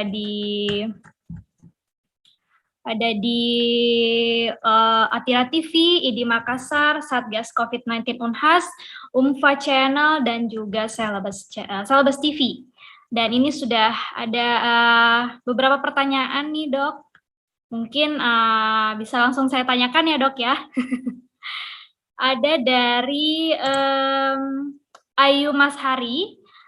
Terima kasih Dok sharingnya. Dok, setelah isoman butuh berapa lama nih sampai kamar yang kita tempati aman dan tidak terkontaminasi virusnya lagi? Nah, ini mungkin ditujukan ke Dr. Isman ya tadi ya, selaku yang membawa materi terkait dengan merawat pasien COVID di rumah. Nah, gimana nih Dok? Ya, terima kasih pertanyaannya.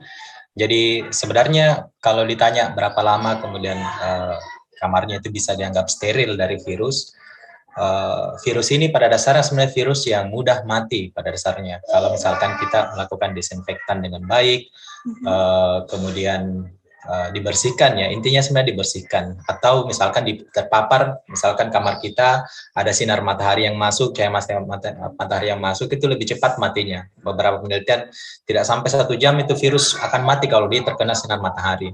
Jadi intinya kalau misalkan setelah kita melakukan isolasi mandiri, kemudian kita disinfeksi kamar tak semua dengan baik, dengan semua tempat-tempat yang sudah kita sentuh, itu sudah kita disinfeksi, kita bersihkan, insya Allah itu akan segera bagus lagi untuk kita tinggali bagi orang yang tidak COVID begitu. Kalau misalnya sudah tidak COVID lagi.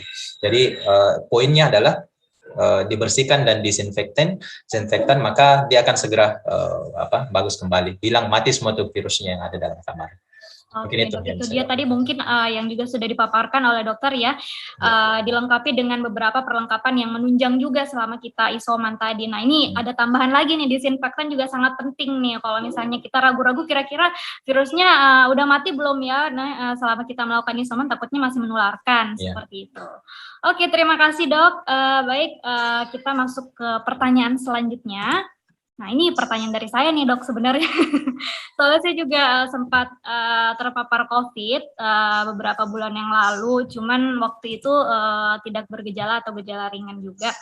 Waktu itu saya pengen olahraga Dok, cuman agak-agak takut gitu sama kira-kira jenis olahraga apa nih sebenarnya yang tepat untuk para penyintas. Karena tadi juga Dokter Sakti sempat menyebutkan kalau setelah kita sembuh itu tidak boleh kerja keras dulu ya, istilahnya seperti itu ya Dok ya.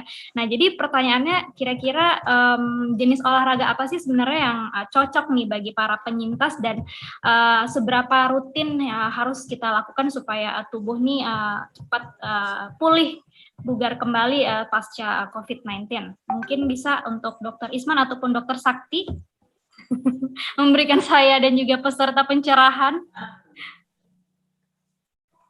Siapa nih? Ya, kalau mungkin sedikit saja, nanti mungkin Tabe, Dokter Sakti mungkin bisa tambahkan. Jadi intinya sebenarnya disesuaikan dengan pertama itu harus disesuaikan dengan kemampuan tubuhnya kita. Jadi kalau misalkan sudah jelaskan tadi Dokter Sakti, kalau pada saat kita baru-baru awal selesai isoman, jangan juga langsung hantam lari 10 km misalkan. Jangan juga seperti itu, tapi misalkan perlahan jalan, kemudian keliling rumah, kemudian setelah itu baru jalan di ini dan jalan di lingkungan. Dan setelah itu berikan waktu lagi tubuh untuk beristirahat, baru setelah itu lanjut lagi berolahraga dan begitu seterusnya. Jadi kalau saya yang terpenting adalah kita sesuaikan secara bertahap sesuai dengan kemampuan tubuhnya kita. Mungkin Dokter Sakti yang lebih bisa ditambahkan. Tabe, Dok. Silakan Dok. Ya, jadi sebenarnya sudah betul ya tadi. Jadi disesuaikan dengan kondisi tubuh kita olahraganya.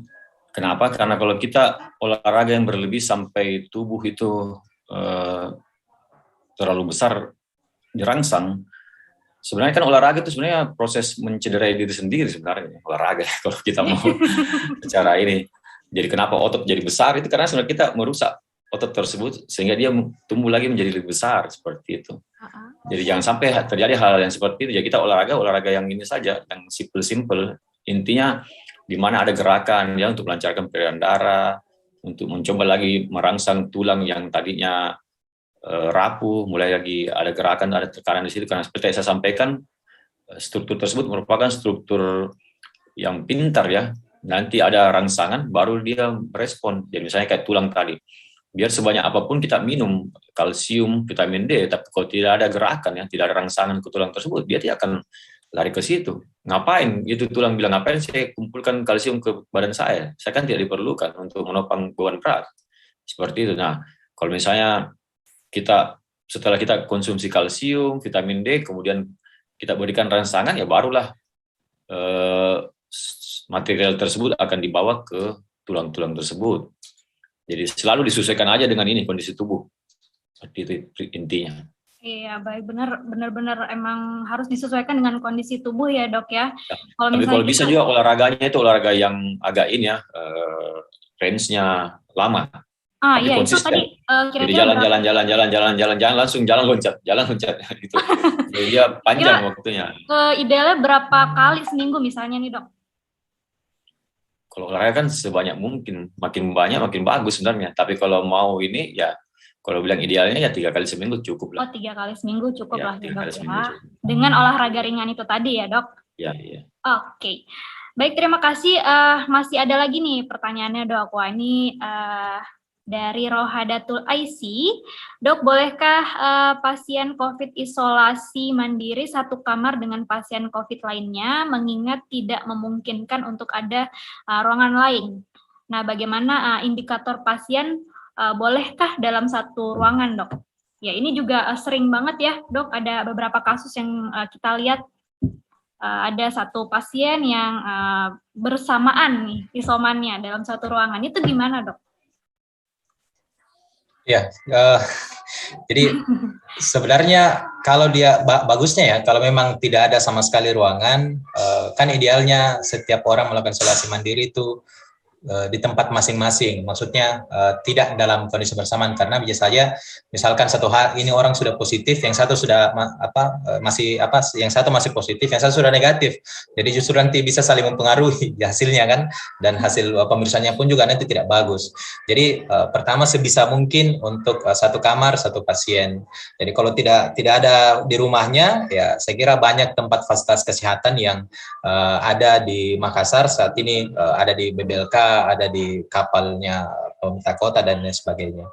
Jadi sebenarnya tidak begitu disarankan ya, tidak begitu disarankan, kecuali mungkin dia positif di hari yang sama, kemudian sama-sama gejalanya tidak ada, berarti diharapkan dari ke-10 dia sudah selesai masa isolasinya, ya mungkin bisa seperti itu. Tapi kalau misalkan kondisinya berbeda, satu diperiksa hari ini, satu diperiksa 5 hari kemudian, mau disamakan, saya kira tidak ideal kondisi seperti itu. Jadi lebih baik pisahkan, ataupun misalkan terpaksa satu tempat ya, yang betul-betul sama ini kondisinya ya, hari positifnya sama, kemudian gejala juga sama-sama tidak bergejala atau gejala ringan. Saya kira begitu kalau dari saya. Iya. Jadi sebenarnya tidak direkomendasikan ya, Dok ya, karena masih banyak cara lain menuju Roma lah ceritanya. Ya, nah, karena memang kondisi badan setiap orang berbeda-beda. Mungkin Dokter Sakti ada yang ingin ditambahkan, Dok? Iya, betul sekali. Jadi sebenarnya bukan ini yang tidak bisa sebenarnya ini. Tidak bisa karena sudah ada penelitian itu, ada pernah diteliti, ada 2 orang dimasukkan, 2-3 orang itu tidak pernah sembuh-sembuh karena saling tulari. Okay. Berputar. Jadi kita tidak tahu ini, kan kondisi tadi kita Putri Atika juga bilang tergantung respon tubuh juga kan. Jadi ada yang sembuh, walaupun bersamaan kenanya, ada yang sembuh, di sini juga belum tentu sembuh. Akhirnya yang sudah sembuh kena lagi. Jadi ada penelitian jurnalnya itu berputar terus. Kena terus mereka, tidak sembuh-sembuh. Jadi sebaiknya kalau saya jangan kalau ini.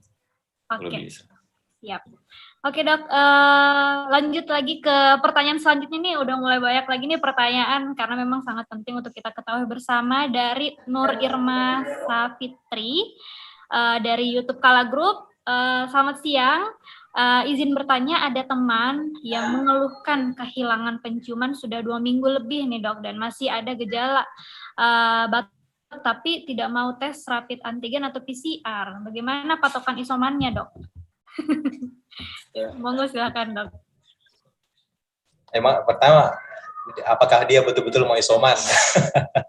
Kenapa jangankan isoman, periksa saya nggak mau kan? Tapi kan kalau kita lihat gejala-gejala seperti ini ya bisa dibilang 90% lah sudah kita bisa diagnosis bahwa dia COVID-19 karena gejalanya sangat khas seperti itu.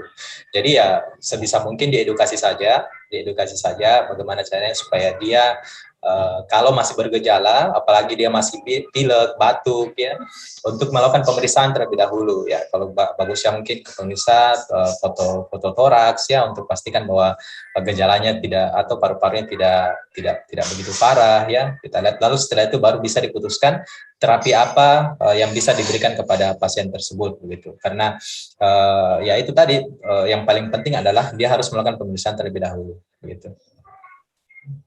Oke, jadi memang harus dilakukan pemeriksaan. Mau nggak mau harus dilakukan pemeriksaan ya dok ya, supaya kita bisa tahu nih tindakan selanjutnya seperti apa.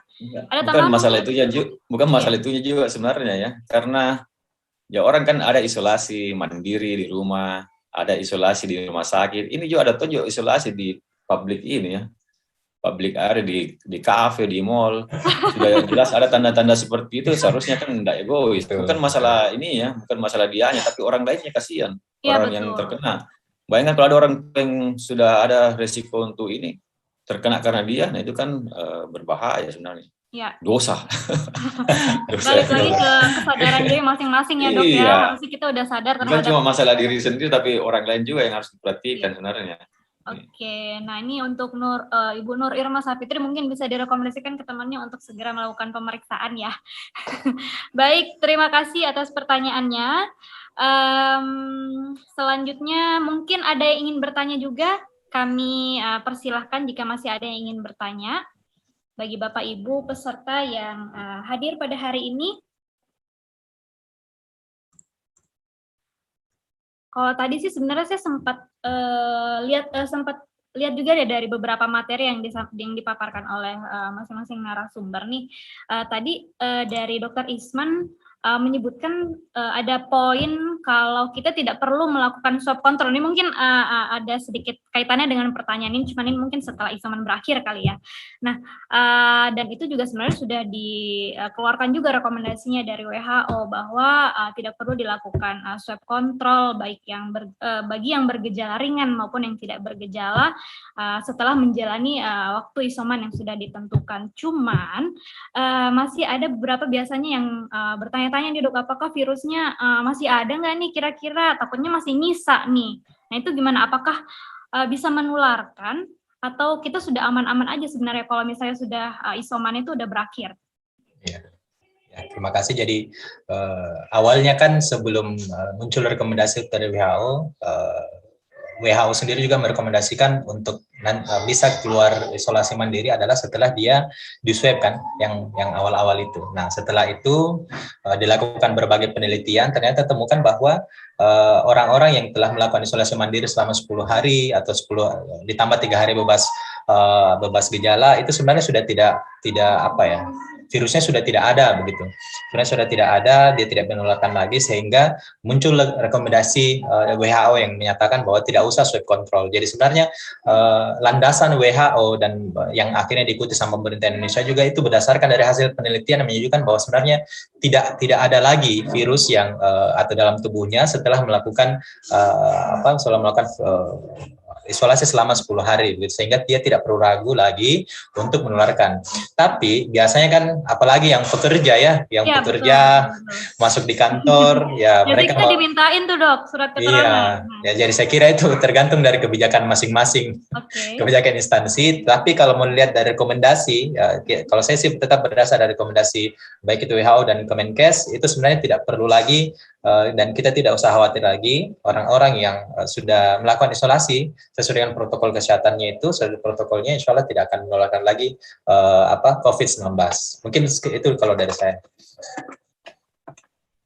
Oke, Baik, terima kasih dok. Jadi memang tidak rekomendasinya bisa digunakan, tetapi kembali lagi ke pada kebijakan atau peruntukan dari surat keterangan tersebut ya dok ya, atau hasil dari swab PCR tersebut. Nah mungkin masih berkaitan juga nih dengan pertanyaan tadi. Sebenarnya banyak banget nih pertanyaannya nih dok dari tadi. Soalnya kebetulan saya terus juga pernah juga keluarga saya juga terpapar COVID. Cuman sebagai antisipasi aja nih dok ya, jangan sampai terjadi yang namanya reinfeksi. Nah itu kan kita tahu ya yang namanya reinfeksi. Nah itu kira-kira supaya kita tahu kalau kita sedang mengalami reinfeksi itu gejalanya seperti apa, dan berapa lama sih sebenarnya jangka waktu dari setelah kita dinyatakan sembuh terus bisa lagi tuh masuk reinfeksi COVID. Saya mungkin nanti ditambahkan ya sama Dr. Sakti. Saya juga tidak terlalu punya ini, tapi dari beberapa yang saya lihat, ada bahkan baru 1 bulan sudah kena lagi. Aduh. Jadi dan kadang-kadang juga bergejala juga. Jadi mau dibilang sama ya dok ya? Iya, gejala yang sama, bahkan ada juga yang lebih berat gejalanya. Jadi mau dibilang ini ya, memang ini kan virus masih baru ya, kita belum tahu banyak hal terkait dengan virus ini dan penyakitnya. Jadi masih banyak misteri yang tersimpan di dalam virus ini. Jadi kalau saya ditanya kapan gejalanya, ya bisa saja 1 bulan setelah kena dan gejalanya lebih parah juga bisa saja terkena seperti itu. Mungkin Dr. Sakti ada mungkin pengalaman atau referensi? Sebagai antisipasi aja sih sebenarnya nih dok. Kalau mau bicara reinfeksi kan artinya terinfeksi lagi kan. Ya, kalau terinfeksi lagi berarti kena lagi virus di badannya kan. Kalau itu kan kapan-kapan saja bisa. Biar lagi juga baru keluar dari rumah sakit, terus kemudian ada orang dinyatakan sembuh ya, lagi jalan, lagi duduk di mana, terus ada orang yang duduk di sampingnya ada COVID, ya bisa juga kena lagi, infeksi lagi. Seperti itu. Jadi yang memutuskan sebenarnya tadi ya, kalau bahas lagi mengenai tadi kapan ini, jadi kan yang menentukan bahwa ada tidaknya tuh virus di badan kita ya PCR ya. Jadi adapun tadi dibilang tidak perlu di PCR apa segala macam, itu sebenarnya banyak perhitungan, termasuknya perhitungan masalah biaya juga sebenarnya ya, terlalu banyak ininya. Karena kenyataannya kan kita lihat banyak orang yang setelah 2 minggu di swab lagi positif lagi. Masih tetap ada positif. Jadi sebenarnya tidak ada patokan yang ini. Karena kalau mau patokan pastinya itu ya dipakai PCR. Cuma itu tadi logikanya itu 2 minggu kan virusnya sudah dianggap hilang. Seperti itu. Tapi yang tadi saya sampaikan bahwa kalau dia kemana-mana lagi tidak memakai masker, tidak ini ya bisa kena lagi. Makanya itu yang paling penting di sini adalah menjaga itu ya, menjaga protokol. Itu saja sebenarnya menurut saya. Karena saya pengalaman ya. Sampai sekarang saya bukan takabur, tapi sampai sekarang saya belum, insya Allah tidak. Karena saya selalu menjaga itu aja sebenarnya, menjaga ini ya, protokol itu. Pakai masker, jaga jarak, terus bawa ini hand sanitizer, seperti itu. Jadi untuk COVID sebenarnya ya simple sebenarnya, seperti itu saja. Jadi banyak orang sudah merasa kena COVID, dia merasa tidak perlu lagi ini. Ya memang sih kalau orang pertama kena COVID itu antibodi tinggi ya, dalam beberapa bulan. Jadi kadang dia kena, itu tidak bergejala waktu dia, walaupun dia misalnya keluar dari rumah sakit, kena lagi, kadang tidak bergejala dulu, karena mungkin antibodinya mesti ini ya, antibodi terhadap COVID itu mesti tinggi, tapi coba misalnya 3 bulan, atau mulai turun lagi sekitar 6 bulan, nah itu bisa mungkin bergejala, seperti itu. Oke, ya itu dia tadi mungkin poinnya memang kita nggak bisa tahu nih, kita bisa reinfeksi kapan, cuman salah satu yang udah pasti bisa kita lakukan adalah menjaga protokol kesehatan tadi yang seperti dokter bilang ya dok ya. Selalu menjaga. Iya. Baik, kita masuk ke Putri. Assalamualaikum. Oh iya, siap. Waalaikumsalam. Silakan Pak. Putri, saya sedikit bisa nimbrung ya, boleh, masih ada waktu ya? Boleh, masih banyak Pak. Silakan. Burhanuddin ya Oh iya, siap. Ya, dari Kala Aspal ya. Kala Aspal Pak, iya siap. Pak Dokter, makasih ya. Jadi sedikit saya mengalami sekarang masih isoma nih saya ini ya. Jadi soalnya COVID ini saya rasakan ya lebih berat biasanya saya kena flu biasa ya. Saya kena flu biasa biasanya seminggu itu berlendir bukan main kerasnya ya. Dan saya biasa menggigil sampai demamnya kencang sekali. Kemarin itu saya karena ya ini juga sebagai penyebabnya adalah jangan kita terlalu drop ya, jangan terlalu capek ya. Saya 2 kali ke pertama melayat ke Sopeng ya, ada orang meninggal. Terus 2 hari kemudian saya ke Parepare lagi, PP ya. Jadi capek barangkali, darah saat capek itu gampang lah itu virus masuk barangkali begitu dok ya. Jadi awalnya saya pikir bukan COVID, saya pikir flu biasa. Biasa kalau capek saya gitu Pak. Biasanya saya ke THT, kalau enggak ya bisa seminggu tuh berlendir, tuh batuk keras itu. Ini enggak, saya enggak ke sana tapi karena ada alat ini sekarang kayak kehamilan itu, antigen ya atau apa itu ya? Ya, rapid test, rapid test antigen. Nah, itu wah dua garis. Anak saya bilang, wah ini Bapak positif nih. Oh positif, ya sudah. Berarti wah kena COVID saya betul karena saya lagi capek memang ya, lagi mungkin imun saya lagi turun. Sudah. Jadi apa yang biasa di grup ini minum vitamin apa segala ya. Kan sekarang juga ada apa? Halo Dok ya, sekarang juga ada itu ya. Nah, itu jadi vitamin D, vitamin C apa segala. Jadi memang dua hari saya itu demam, saya tes itu positif 2 garis ya. Kemudian hari ketiga karena saya minum saja untuk demamnya itu pada sedinginnya itu hanya paracetamol ya. Ya. Itu 3 kali sehari itu dok. Itu aduh ampuh sekali itu. Hanya hari keempat udah nggak ada panasnya, nggak panas. Tapi ada lendir tapi batu nggak. Tapi selalu ada lendir gitu tenggorokan itu. Tapi batu nggak kayak flu biasa, saya belum biasa batuknya kencang sekali. Ini nggak. Nah, setelah itu saya kenanya di tanggal 6 ya, positif. Kemudian di tanggal 6, 7, kemudian saya negatif di mana ya? Saya antigen Pak, saya PCR ya, PCR di tanggal 12. Berarti kan sudah 6 ke 12, sudah semingguan Pak ya. Saya PCR ternyata masih positif ya. Saya punya CT-nya 26 ya, sekian. Ya. Jadi saya masih usoma lagi nih, vitamin saja dengan berjemur apa segala. Sudah nggak ada gejala nih. Mulai dari tanggal 12 nggak ada gejala. Nggak ada gejala ke ini. Kemudian saya PCR lagi di tanggal 16. Tanggal 16 saya PCR lagi Pak di salah satu ini laboratorium yang sudah ini tapi masih positif Pak, tapi sudah 36,9. Nah di situ rujukannya saya 40 Pak ya, CT-nya Pak ya. Betul. Tapi saya betul-betul nggak ada gejala lagi. Jadi ya sejak itu saya kalau nggak ini ya sudah saya udah berjamaah ke masjid Pak karena saya merasa udah nggak ini. Nah kemudian saya pakai itu lagi Pak yang antigen yang dibeli untuk kehamilan itu saya udah tinggal 1 garis Pak.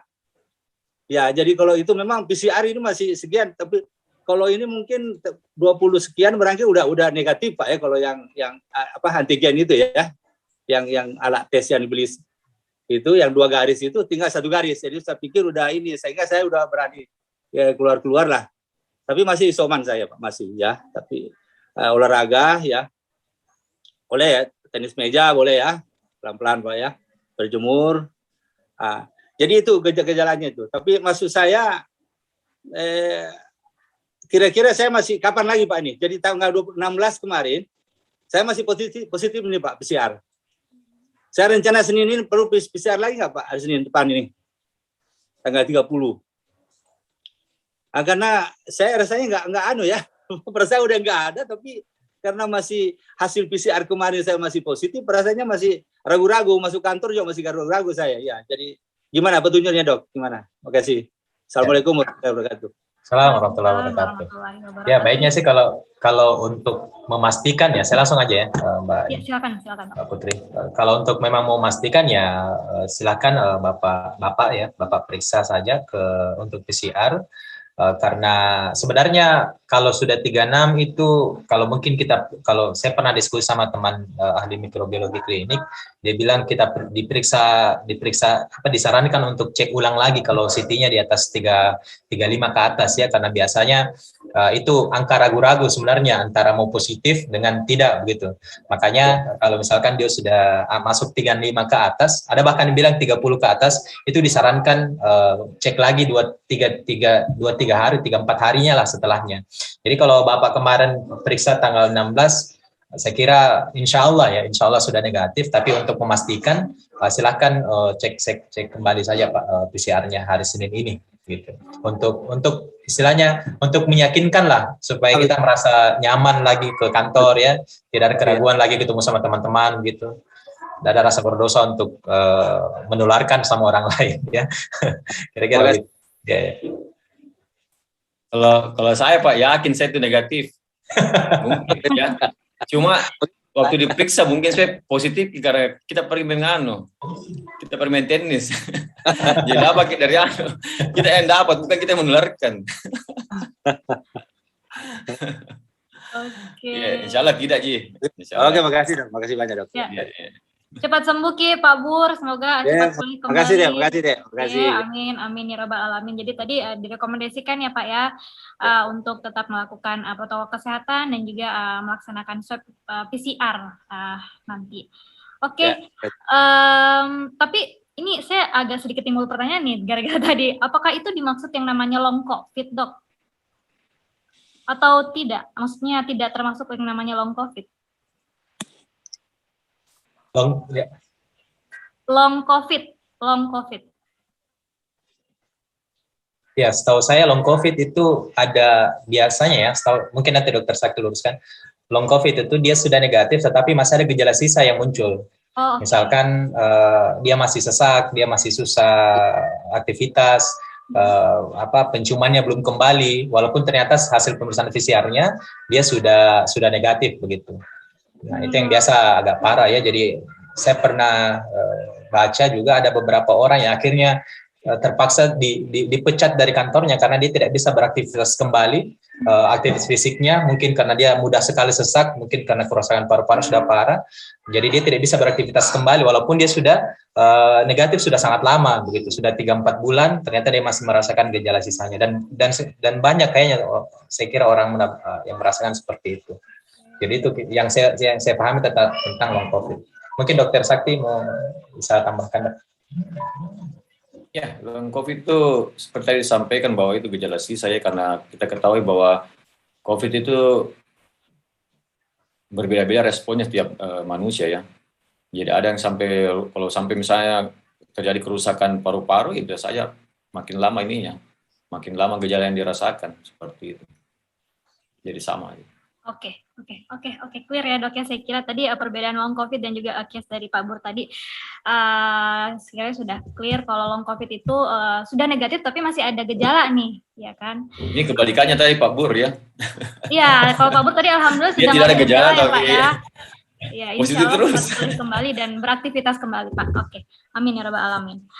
Masuk ke pertanyaan selanjutnya nih Dok, dari Ibu Nur Irma. Saya masih ada yang long COVID silakan tapi tidak masih ada ini. Saya juga tidak gitu. Yang masih ada orang sesak napas ya masalahnya. Oke. Iya, mungkin masuk ke pertanyaan selanjutnya ya, Dok ya, dari Ibu Nur Irma Safitri. Oh iya Dok, untuk pasien yang sudah dinyatakan sembuh setelah isoman, berapa lama baru bisa vaksin lagi nih Dok? Kalau misalnya baru vaksin 1, kemudian belum sempat vaksin kedua, tapi sudah kena, itu gimana Dok?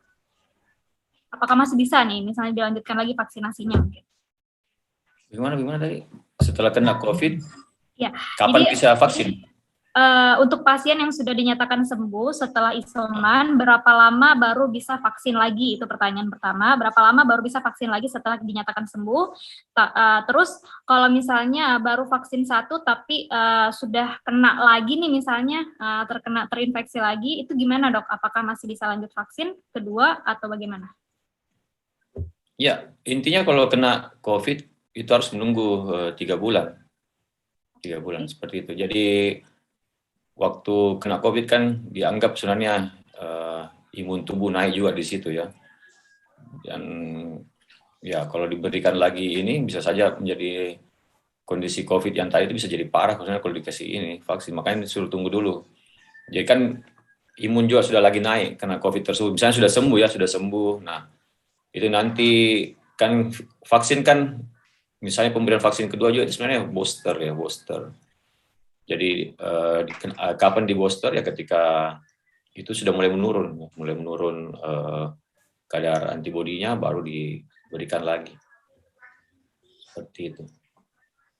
Oke, ada tambahan mungkin dari Dr. Isman? Ya, ya saya kira sama ya, karena pada saat orang sudah terinfeksi ya dianggap ada antibodinya terproduksi dalam tubuh, jadi tidak usah buru-buru dulu untuk divaksin ya, biarkan tubuh bekerja untuk membentuk antibodinya. Nanti 3 bulan kemudian rekomendasinya itu 3 bulan ya, jadi tunggu aja sampai 3 bulan berikutnya. 3 bulan berikutnya ya dok ya. Oke. Baik, semoga sudah di-note juga oleh Ibu Nur Hikmat. Dan selanjutnya masih ada satu pertanyaan lagi, boleh ya dok ya? Ya, silakan. Ini juga mungkin sering banget nih kita dapati kasusnya. Tadi kan sempat disampaikan juga kalau selama kita melakukan isoman, kita harus mengkonsumsi vitamin, terus juga suplemen-suplemen.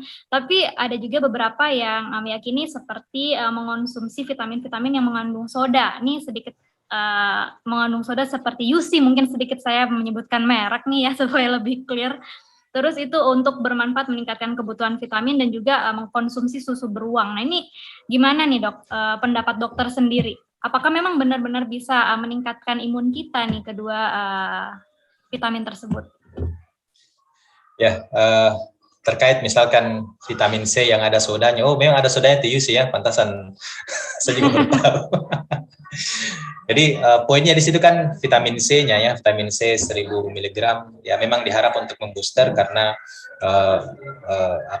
itu diketahui bisa memang meningkatkan sistem imun. Tetapi kalau dikonsumsi berlebihan, saya kira itu juga justru bisa merusak ya, karena kebutuhan vitamin C kita kan sebenarnya tidak banyak. Ya, tidak banyak, kurang dari 100 mg per hari kalau nggak salah.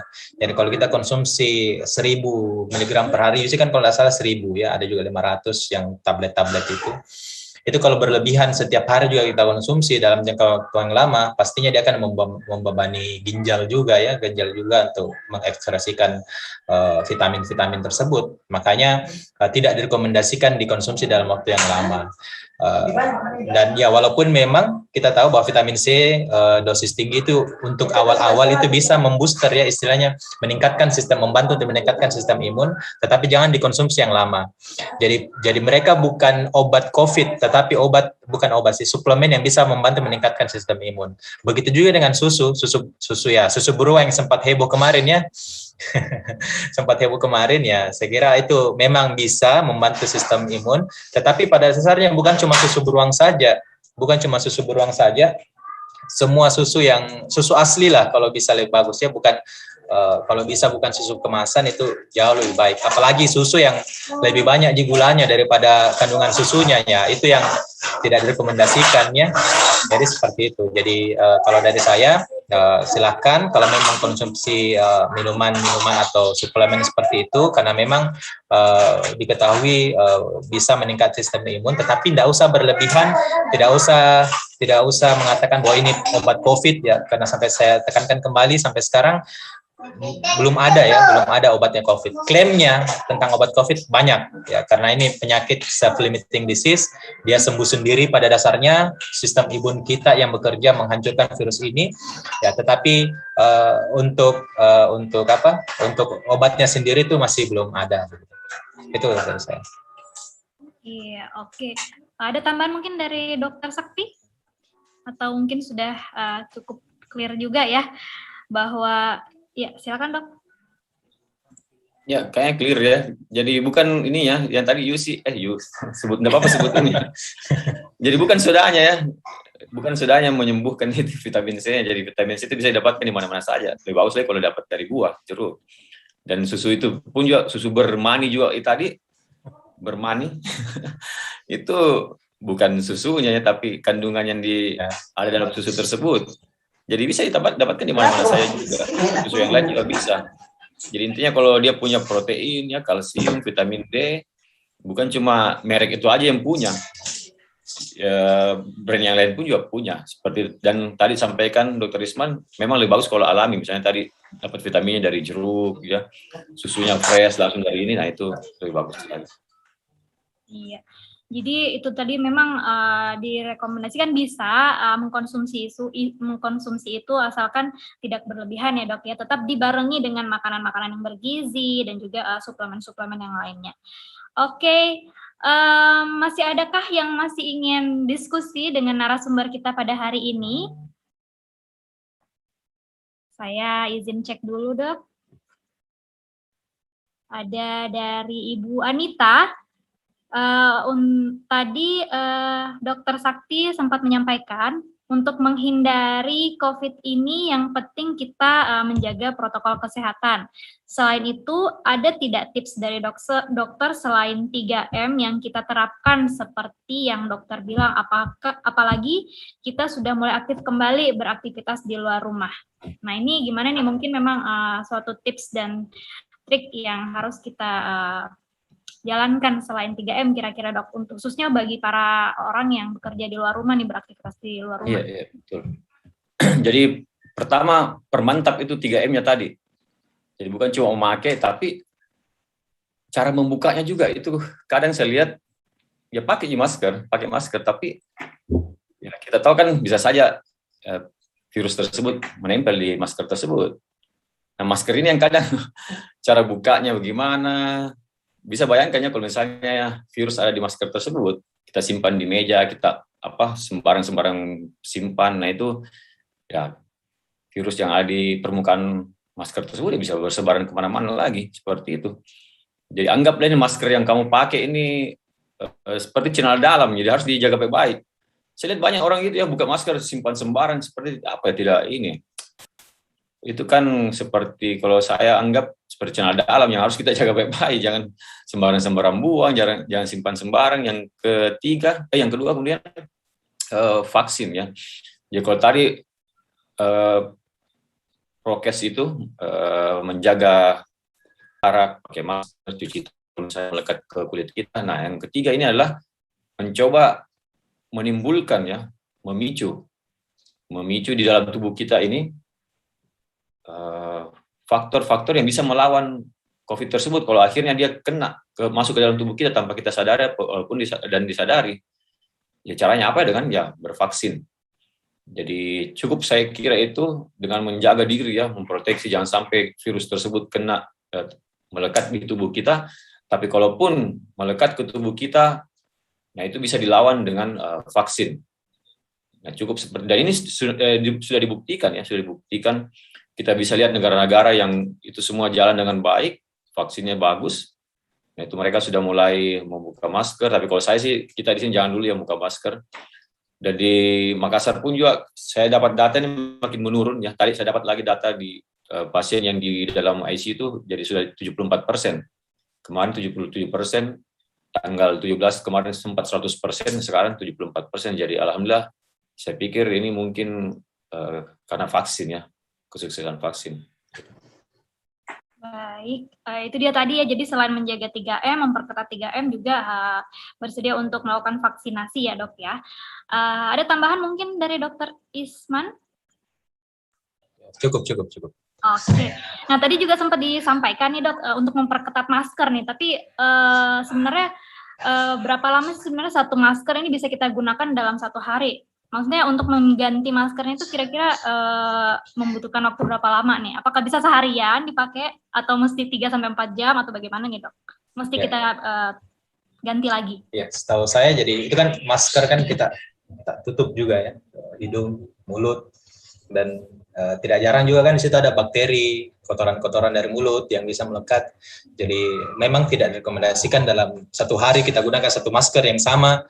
Nah itu justru masalah baru mungkin nanti bisa dapat ya. Jadi setahu saya pernah ada rekomendasi itu sekitar 4 jam Kalau sudah kita pakai 4 jam, kita ganti, kita gunakan cari masker yang lain. Jadi usahakan setiap kita keluar rumah, itu jangan cuma bawa satu masker ya. Jangan cuma bawa satu masker, bawa 1, 2, 3 masker cadangan di tasnya kita, supaya kalau misalkan sudah lewat 4 jam, kita rasa, ya sudah kita ganti. Ya. Karena jangan sampai muncul masalah lain lagi ya. Penyakit lain juga rasakan. Jadi saya tambahkan, pertama tergantung masker yang kita pakai, yang kedua tergantung lokasi yang kita datangi. Jadi kalau misalnya kita pakai masker yang bisa dicuci apa segala macam, bisa lama ya pakainya. Tapi kalau misalnya masker yang disposable itu, kalau misalnya kita ke daerah yang tidak terlalu banyak orang, misalnya kita jalan-jalan sendiri saja, atau ya bisa saja mungkin sampai sore kita pakai. Tapi kalau banyak orang, nah itu jangan, ya tadi sampai Dr. Muhammad Ihsan itu sebenarnya 4 jam sudah, bahkan kalau misalnya kita sudah masuk ke kerumunan orang ya, itu harus dibuang sebenarnya. Kita nggak tahu kan orang di sekitar kita itu ada menyebarkan COVID apa tidak.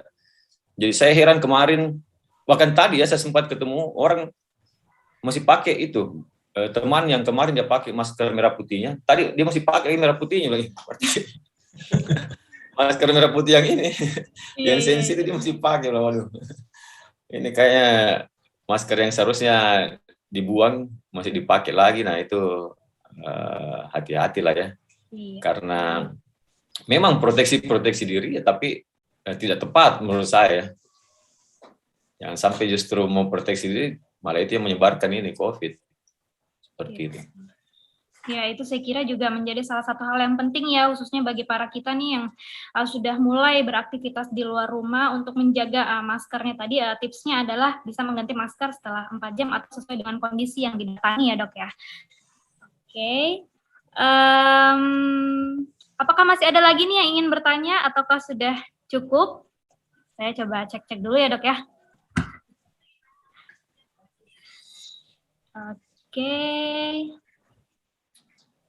Ya, sepertinya sih udah cukup nih, karena kita juga sangat dibatasi waktu ya dok ya. Mungkin dokter juga ada aktivitasnya yang ingin dilanjutkan. Bagi teman-teman yang masih ingin bertanya, mungkin nanti kita akan lanjutkan lagi di sesi selanjutnya, atau mungkin di sesi pada kesempatan yang lain dengan narasumber kita pada hari ini. Untuk itu saya juga mengucapkan terima kasih banyak nih dok atas sharing-sharingnya pada hari ini, luar biasa sekali, ini menambah ilmu kita lagi, refreshment, dan tentunya mengedukasi kita semua. Aplaus yang meriah dulu dong, kalau misalnya kita bisa tetap muka nih, bisa aplaus yang meriah nih untuk kedua narasumber kita pada hari ini yang luar biasa sudah memberikan kita semua pencerahan sekaligus pengetahuan yang tentunya bermanfaat insya Allah untuk kita semua. Semoga kita semua senantiasa diberi kesehatan oleh Allah Subhanahu wa Ta'ala. Amin ya Rabbal Alamin. Baik, karena kita juga sudah dibatasi oleh waktu, mohon maaf nih kepada seluruh peserta. Insya Allah kita akan melanjutkan kembali di kesempatan lainnya supaya bisa bertemu lagi dengan narasumber dan berdiskusi kembali. Cuman izinkan saya untuk mengutip beberapa poin yang sudah dijelaskan dari awal oleh para narasumber kita. Pada hari ini ada beberapa poin penting kalau kita merujuk di materi pertama juga dan juga yang kedua, bahwa kapasitas di rumah sakit ini memang kapasitas rumah sakit di Indonesia masih terbatas dibandingkan dengan aktif kasus yang ada, sehingga memang potensi pasien untuk isolasi mandiri di rumah itu juga cukup besar. Tapi yang perlu menjadi highlight adalah tidak semua pasien itu direkomendasikan untuk isoman di rumah sesuai dengan gejala yang dirasakan.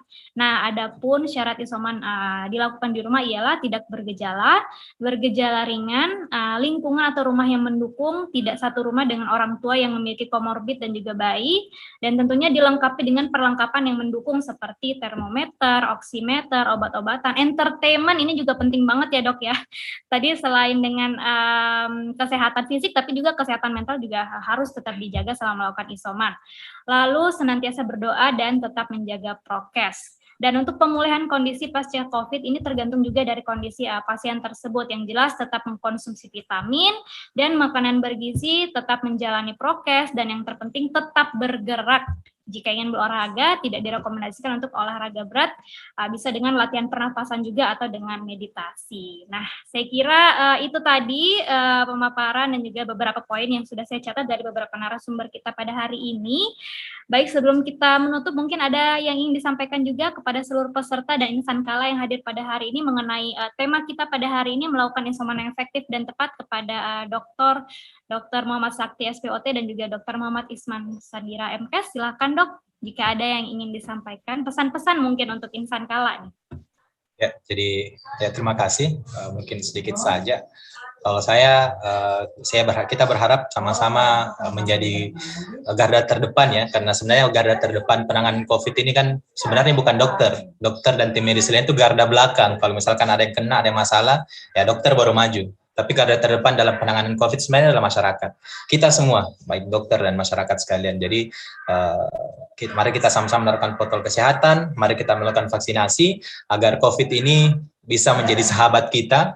Kita hidup berdampingan dengan COVID, tentunya syaratnya harus vaksinasi ke depan. Dan kedua, saya berharap jangan ada lagi yang angkuh lah, sombong, bilang saya tidak akan kena COVID, saya tidak akan kena COVID. Mari kita jangan egois ya, mari kita pikirkan semua orang dan mari kita berpartisipasi dalam penanganan atau pencegahan COVID, penyebaran COVID-19 ini. Mungkin dari itu kalau dari saya. Baik, terima kasih Dr. Muhammad Isman Sandira. Untuk Dr. Sakti mungkin ada yang disampaikan pesan-pesan untuk insan kala nih Dok.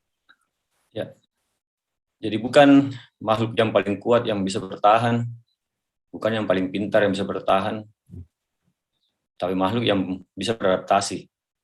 Dan dari zaman dahulu yang manusia bisa melaksanakan ini, bisa beradaptasi. Manusia sudah sering menghadapi yang namanya pandemik. Insya Allah kalau kita bisa beradaptasi dengan COVID-19 ini, ya beradaptasi dengan cara perilaku kita ubah ya, dengan cara 3M tadi itu, dan membiarkan tubuh kita beradaptasi melalui vaksin juga, insya Allah kita akan melalui pandemik ini nantinya. Amin. Amin, amin ya rabbal alamin. Baik, terima kasih sekali lagi saya ucapkan kepada Dr. Muhammad Sakti dan juga Dr. Muhammad Isman. Mungkin informasi tambahan juga nih untuk para peserta, karena dari tadi ini narasumber kita juga sudah menyebutkan selain 3M, makanan-makanan bergizi dan juga yang lainnya, bahwa vaksinasi ini juga sangat penting. Nah, bagi para peserta yang hadir pada hari ini dan kebetulan belum melakukan vaksinasi nih, Yayasan Haji Kala menggelar gebiar 75.000 vaksin gratis, itu mulai dari hari Rabu sampai Jumat tanggal 1, 2, 3 September pukul 8 sampai 3 sore, itu serentak di 11 lokasi, mungkin bisa dicatat bersama-sama. Yang pertama di Asrama Haji Sudiang, Daya Grand Square, Universitas Islam Makassar, Kampus PIP Makassar, Universitas Negeri Makassar, Masjid Al-Markas Jenderal Yusuf, Sekolah Islam Atira, Mall Ratu Indah, NIPA khusus pendonor PMI, Universitas Ciputra CPI, dan yang terakhir di Hotel 4 Point by Sheraton Makassar. Atau untuk informasi pendaftaran dan lebih lanjut bisa menghubungi Kalacare atau mengunjungi akun Instagram @kalagroup. Baik, dengan berakhirnya sesi tadi, maka berakhir pula nih seluruh agenda kita pada hari ini pada webinar Sinergi Atasi COVID-19 seri ke-9. Terima kasih kepada Bapak Ibu dan juga insan kala yang hadir pada hari ini. Mohon maaf jika ada kekurangan dan salah kata. Saya Putri pamit undur diri. Wassalamualaikum warahmatullahi wabarakatuh. Waalaikumsalam warahmatullahi wabarakatuh. Terima kasih Mbak Putri. Makasih. Terima kasih Dok. Terima kasih, sehat-sehat semuanya. Terima kasih banyak Dok. Ya, Dr. Sakti. Ya. Terima kasih Dok. Izin live. Ya. Ya Dok, kasih Dok. Izin live juga di Mbak Putri. Ya, Mas silakan Dok. Terima Bang kasih. Didit. Terima kasih sudah diundang ya. Siap. Makasih Dok. Oke, Assalamualaikum. Waalaikumsalam.